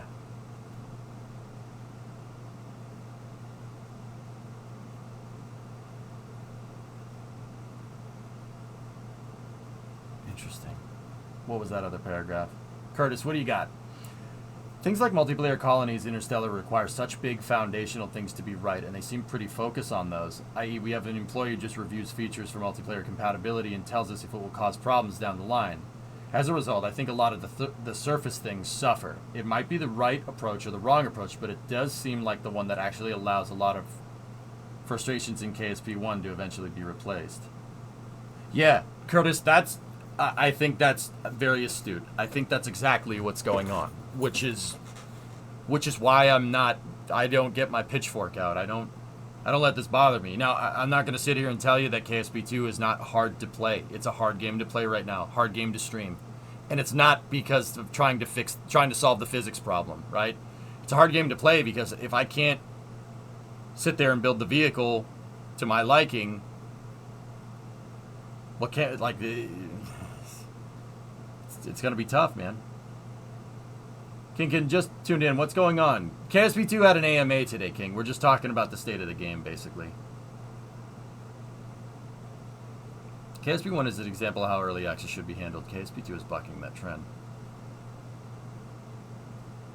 Clap, if people don't read the disclaimer on the Steam page, they just assume it's out and that it works. Yep. In the end, I think it truly boils down to the price. People are prissy about how much they are paying for what they are getting. $20 and no one would care.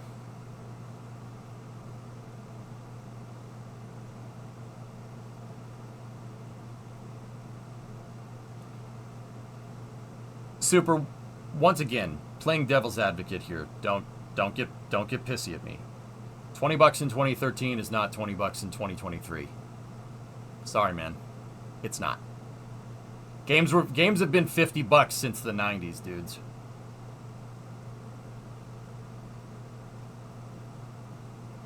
Like, I hate to be that guy.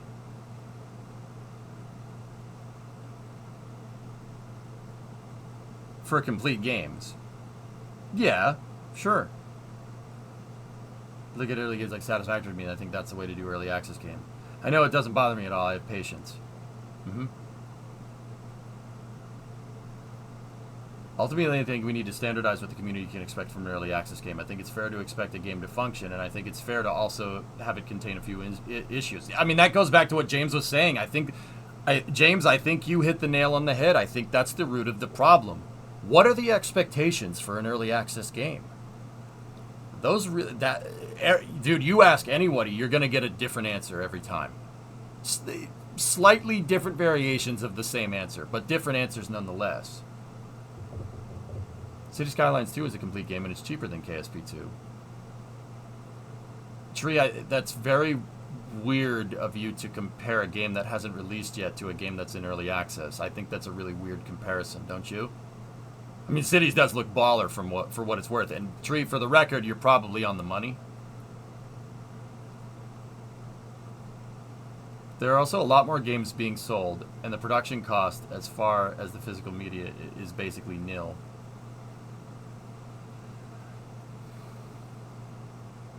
They had to manufacture and ship a physical product in the 90s. So in that regard, silly. Well, don't you think? I mean, a lot of you guys are bringing up manufacturing and stuff. So in that regard, don't you think that $50 for an early access game, taking into account like inflation of currency, seems right? Like, Baldur's Gate 3 was in early access for 5 years. Look how it's done. My company's expectations are mechanically complete, no remaining prototype art, all systems functioning at an alpha level, but that's a huge risk for a lot of people. I think Paradox does it right, fellas, for what it's worth. But, Tree, I think it's presumptuous to compare a game that hasn't released to a game that's been out in early access for 8 months. But once again, I think you're right. But you gotta be. It has to be. It ain't what you know; it's what you can prove, right? Yeah, but cities without DLCs, I can't see KSP doing that many DLCs, just like KSP1. Interesting thought. If the early access release was $20 or $30, they would have the volume. 50 is steep for an early alpha version of the game.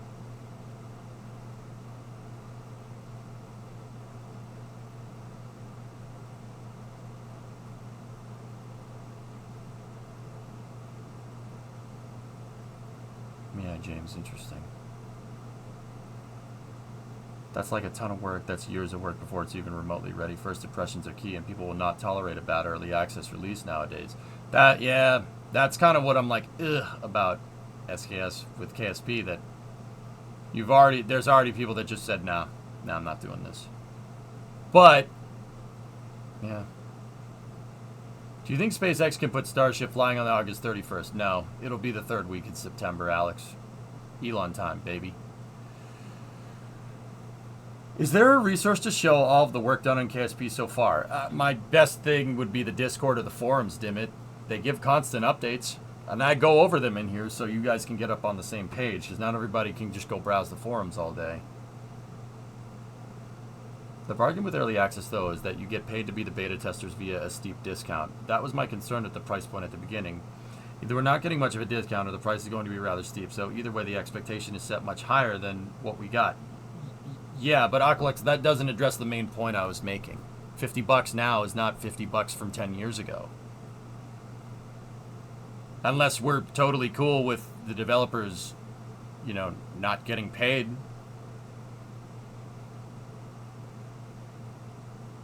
Like, flip side of it, dude. Yeah, Hellfish, I mean, guys, once again, I'm playing devil's advocate. For what it's worth, if I was in the video game industry, I would sit there and I would grind it out until it's right. I have very, very, very particular expectations about games.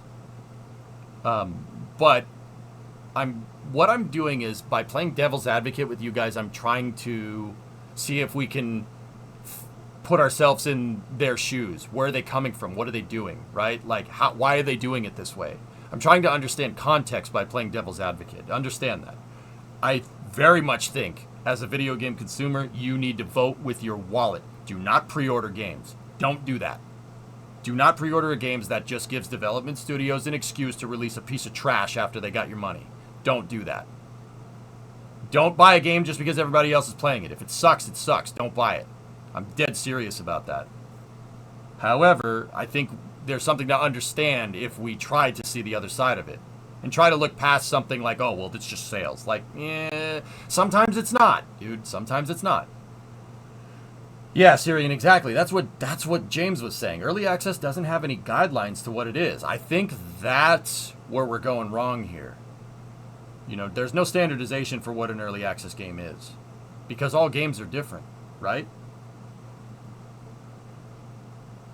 Yeah, for the gaming industry, 14 years. It does feel like the publisher pushed them. I'm hopeful, but basically shelved for a long bit. Syrian, I think you might be right. That kind of does deal with what Hellfish is saying. And you know what? It kind of sucks that we're in this position. But on the other hand, dude, you got to pay. Like, people don't work for free, you know? Honestly, if KSP 2 decides to do any DLCs, especially before 1.0, they will only be giving fuel to the hate. Yep. But this is commerce. Am I getting $50 worth of game? I'd argue with KSP 2 that I'm not, which means the developers aren't getting paid either.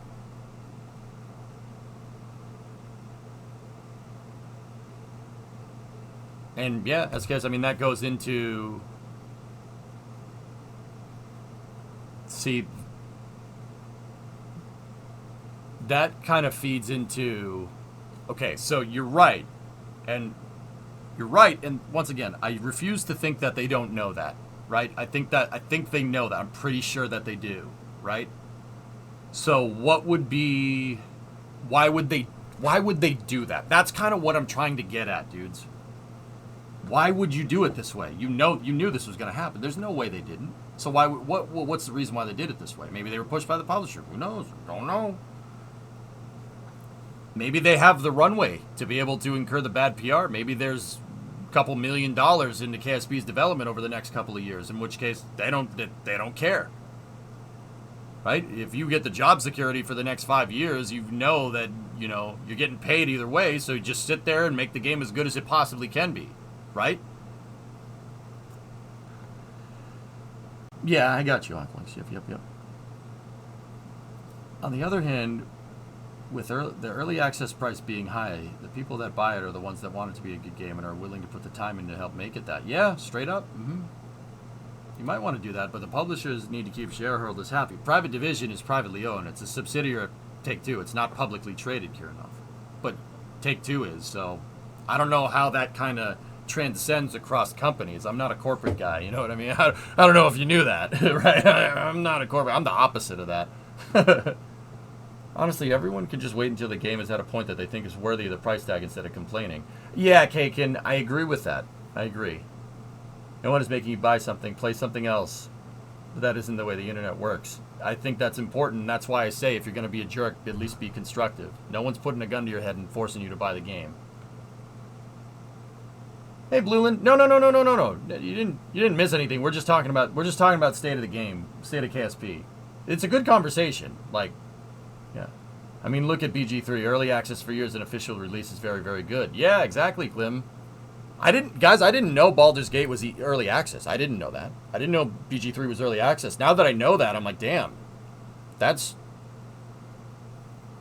mean, I kind of put the early access skeptical people, they kind of shut up, huh? Like, I'm going with hype game of the moment. Baldur's Gate was in early access for like 3 to 4 years. Yeah, interesting.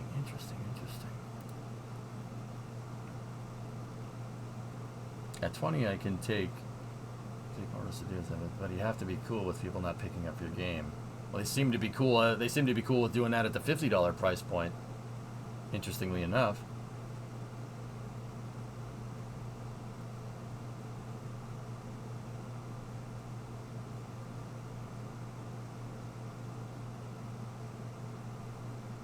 Yeah, James, exactly. James, that's kind of where I'm at with KSP2. I gave KSP2 a good 4 months of play almost every day, right? And by the end of those 4 months, it just turned into bug fixing. It just turned into bug fixing and troubleshooting the entire stream, which is not really good streaming content. And also, it's not really fun. You know, I understand you need to sack to make the game better. I get it, and I'll do it. It's just not all the freaking time, man.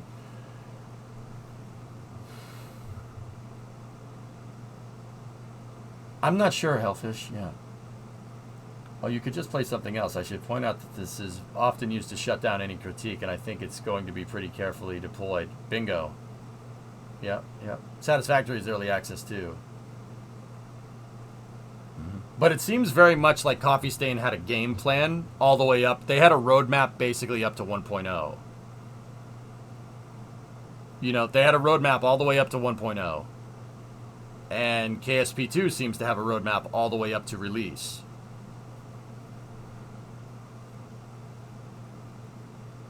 Baldur's Gate 3 years ago was getting scathing reviews. Interesting. You ready for Starfield? I want to play Starfield, dude. I'm hoping to be delighted by Starfield, but until midnight, September 6th, 2023, I ain't touching it. It looks good, though. I will say it looks really good, but we've been suckered by Bethesda before, so don't forget that Larian are the devs and the publisher at the same time, so no one above them is publishing release dates. Yeah, interesting. Okay, boss, can we segue this into Star Raker? No. I want to finish reading this, dude.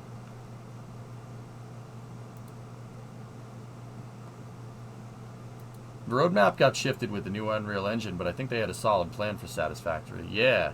And yeah, I mean, Doom,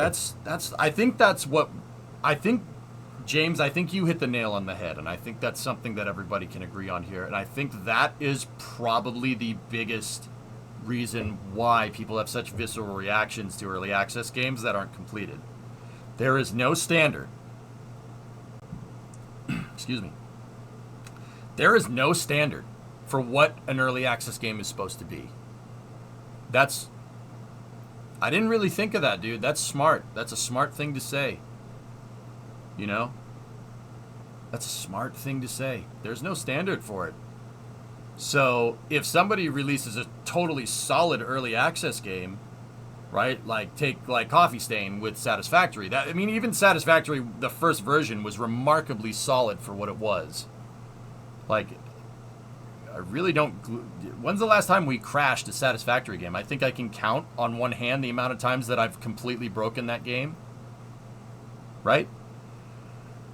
You know, and then you see a game like Kerbal 1 in the early days or Kerbal 2 now, and you're comparing that experience with another game in early access that has a totally different scope.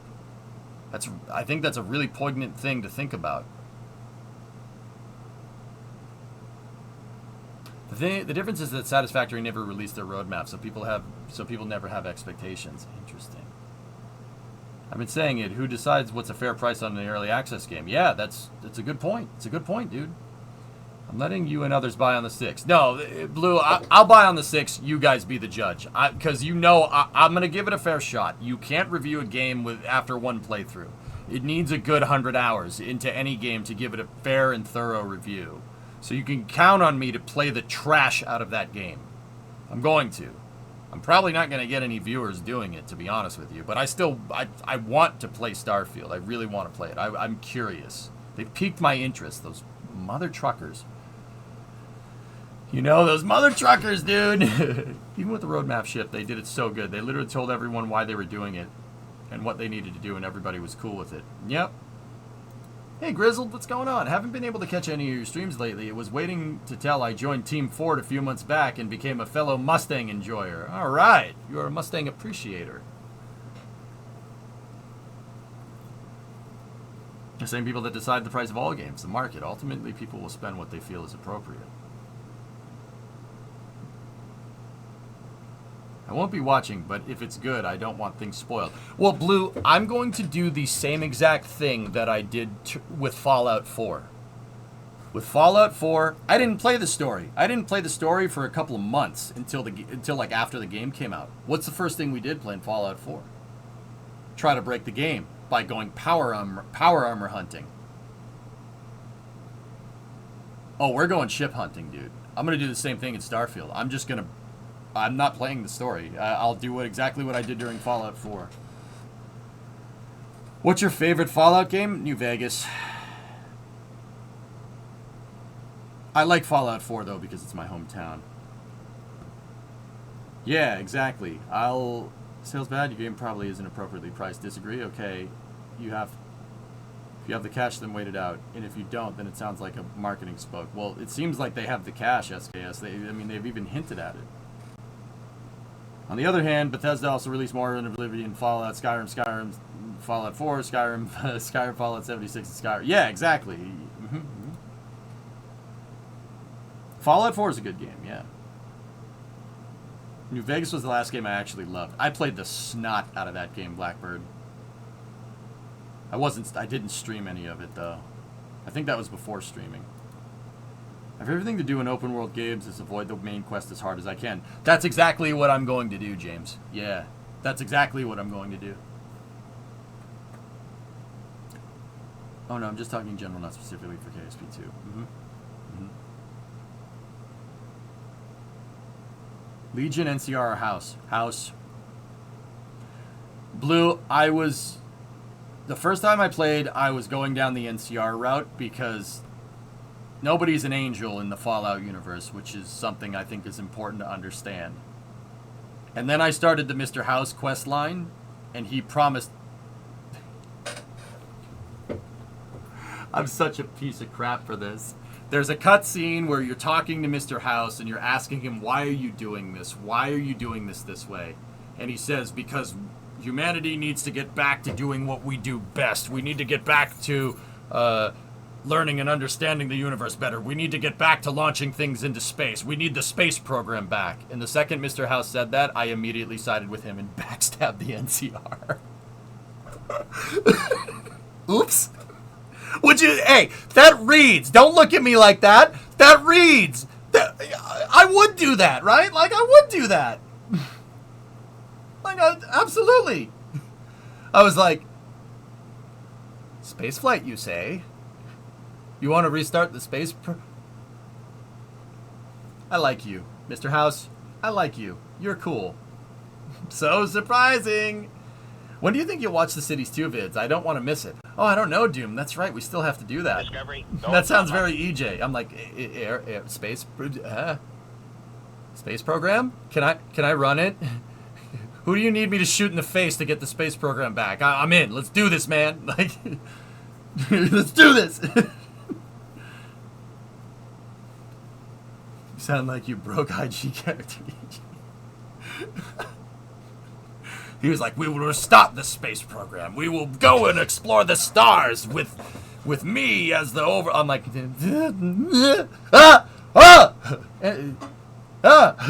Wait. The NCR? Who are they? I don't know who they are. Screw those guys.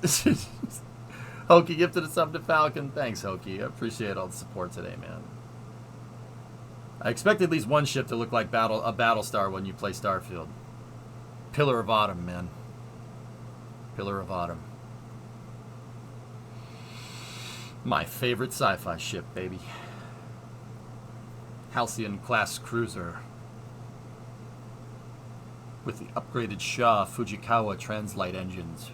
Very nice. Very nice. Reviews are disabled on KSP2. That speaks volumes.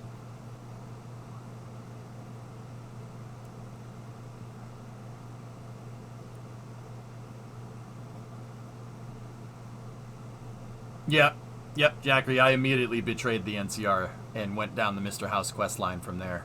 The NCR were pissed, but I made them look stupid at the Hoover Dam. Kaiser's Legion I just annihilated because I didn't like them. This is the Pillar of Autumn. We're away. The package is secured.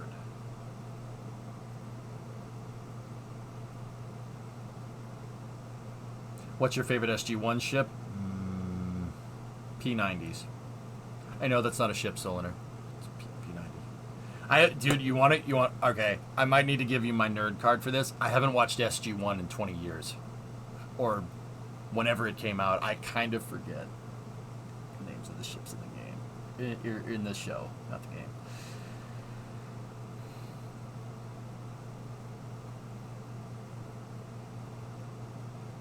Yes, they called it the Pillar of Autumn. You can take my nerd card, that's fine. EJ's final mission is hauling Mr. House to Vandenberg. Yeah. So SG-1 after Mad Men? That's not a bad idea. I'll take that. I've seen Babylon 5, long time ago.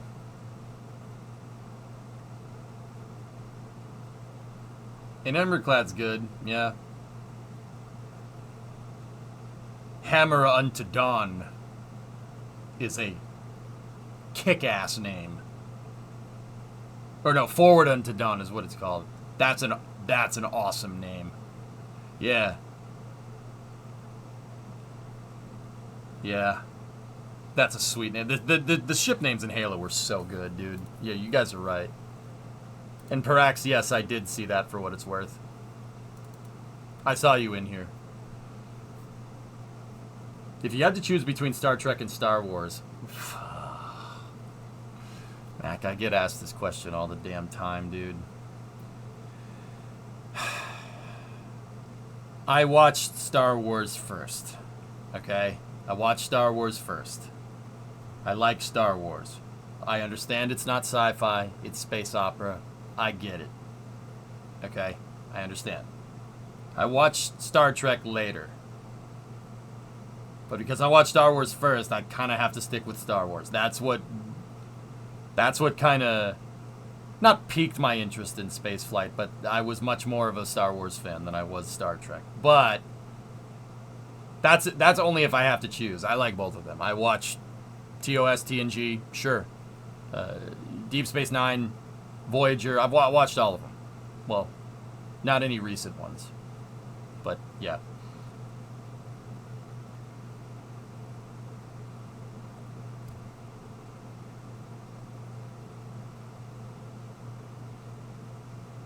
Strange New Worlds is surprisingly good. Yeah, I'll wait, Hokey. The Foundation Saga. Nice.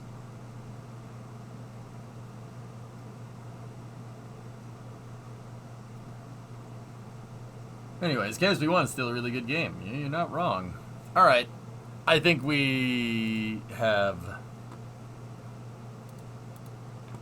gotten far enough. Let's load up KSP. SG-1 is getting a reboot made by Amazon. I don't know how to feel about it, though.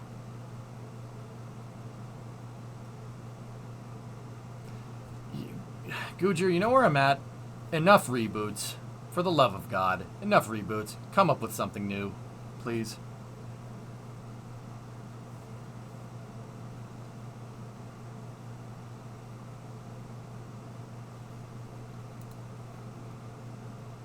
It is not a reboot.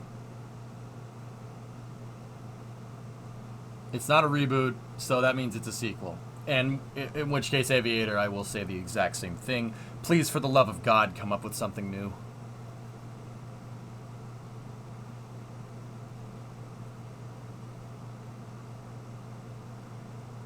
It's just... enough is enough. It's cool seeing all these old brands come back, but every time somebody does it, it's either not faithfully done, or our expectations for it are way too freaking high, or it disappoints everybody. It just... have you guys noticed that? Like, it's very rare that it actually exceeds expectations.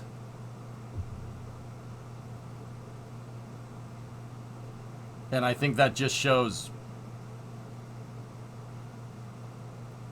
I think that shows laziness from studios to not have writers make new content. I think that's a disservice to the people that actually do come up with these ideas. I don't like that. I don't like it at all. You're a huge SG-1 fan, so continuing that universe is a big plus to you. Fair. I got a better one. Star Wars, Star Trek, or The Expanse. I'd still say Star Wars. But Expanse is pretty good. I mean, they're all good, dude. I like sci-fi. What do you want? I know Star Wars isn't sci-fi. It's space opera. I get it. They don't take any risks. Yeah, RJ, I don't like that.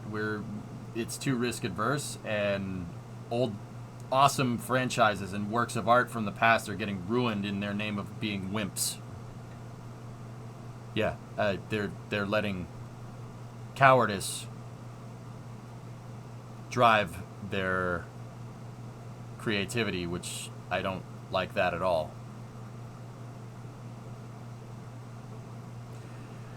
Opinion on reimagining like Battlestar Galactica. You know, BSG was okay, Hokey. The remake was good. I didn't mind it. It was good, dude. It was good to watch. I like that. You know, it's like,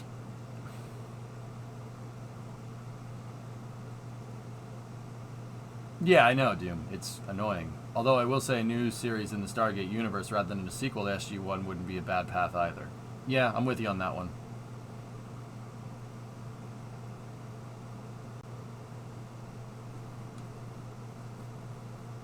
Yeah, Hokey, I think that's the distinction there. Like, the distinction with early access games that we came to earlier.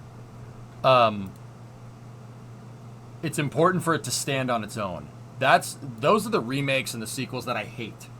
I don't like it when they don't stand on their own. Like, you can't have the original trilogy, or you can't have this remake or addition to it without that original trilogy. I don't like that. I really don't.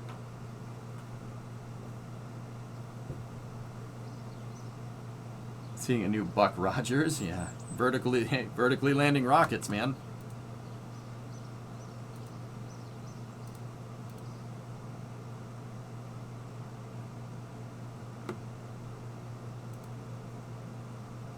Yeah, Naps. I'm with you on that one.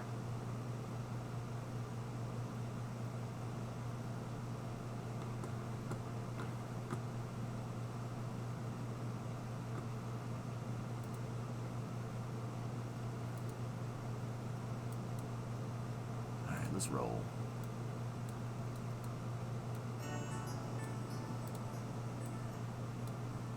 Good conversation, guys. I think the conclusion of that conversation about KSP2 is really, really, really, really, really astute. I think that's something everybody should hear. There's no standard for what an early access game is, and each early access game has to stand on its own. And in that regard, the community kind of thinks that KSP2 doesn't really stand on its own yet, which is fair. It's a really good point, actually. That's a really, really good point. James, you hit the nail on the head, buddy. That was very smart.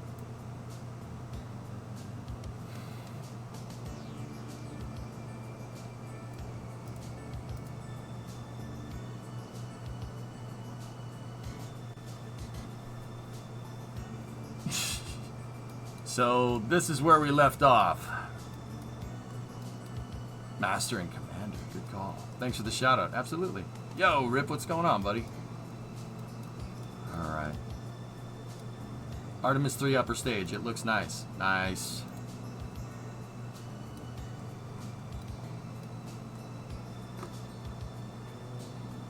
You got a new rig for me? Oh no, don't tell me that, dude. You're making the Carcane worse, bro. Thanks, Phoenix. You like it? I see no balls. Where's the fuel kept? We haven't... I was about to say we don't have that yet. We need to wait for them to drop.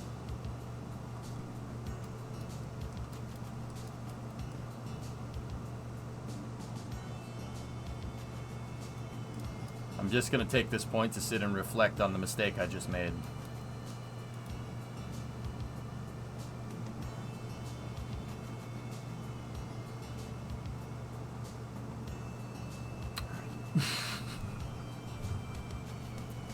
You like it, Crooked? Yeah, I've almost got the wings pretty much sculpted out completely. We need to work on fuel tank placement, and I really need to work on the control surfaces system. You picked up a 78 Ford camper van. 78 camper van with a 460 low miles for $300.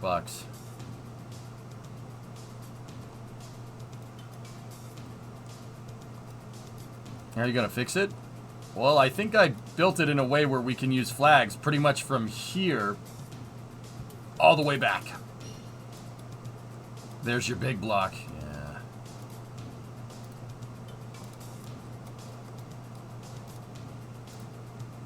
Ripper, how much if you ship the 460 in the drivetrain to Massachusetts? How much would you want? No need to fix it. Runs great. Selling it for $2,500. Yeah, that's not in my budget right now. The welder's gonna set me back for a little while. But anyway, guys, I actually have to take a piss before we do this. So, yeah, that's Star Raker as it is right now.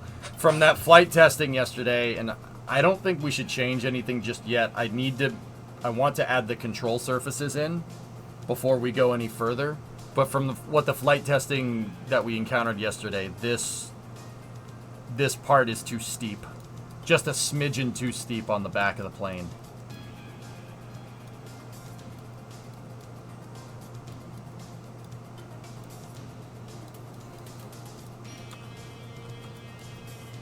Yo, dog, I heard you like wings. Control surface systems. Are you about to do robotics and cal controllers for the control surface? I have ideas, Phoenix. Not cal controllers, but hybrid tech. You'll see. You'll see. I think I need to actually build out the control surfaces to figure out exactly how I want to do this, and then go from there. My aim is to use a control surface as a control system to govern the how the hybrid tech moves. But yeah, I think we should do that, and then maybe do some flight testing with that to make sure that this isn't screwing itself up. I've decided that we're not...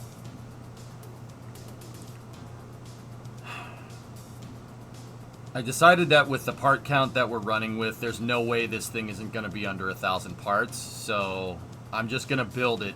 We're just going to build it out, and we'll see where it takes us. I'll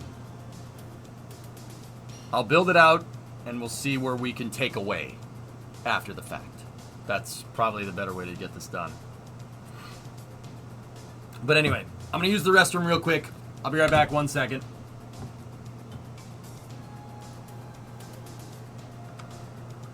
The frame rates weren't the best, Crooked. They weren't the best. But they were, I mean, it was alright. My computer can simulate this many parts. It's not a big deal. But yeah, it's definitely going to be a laggy fest. But hey, I'll be right back.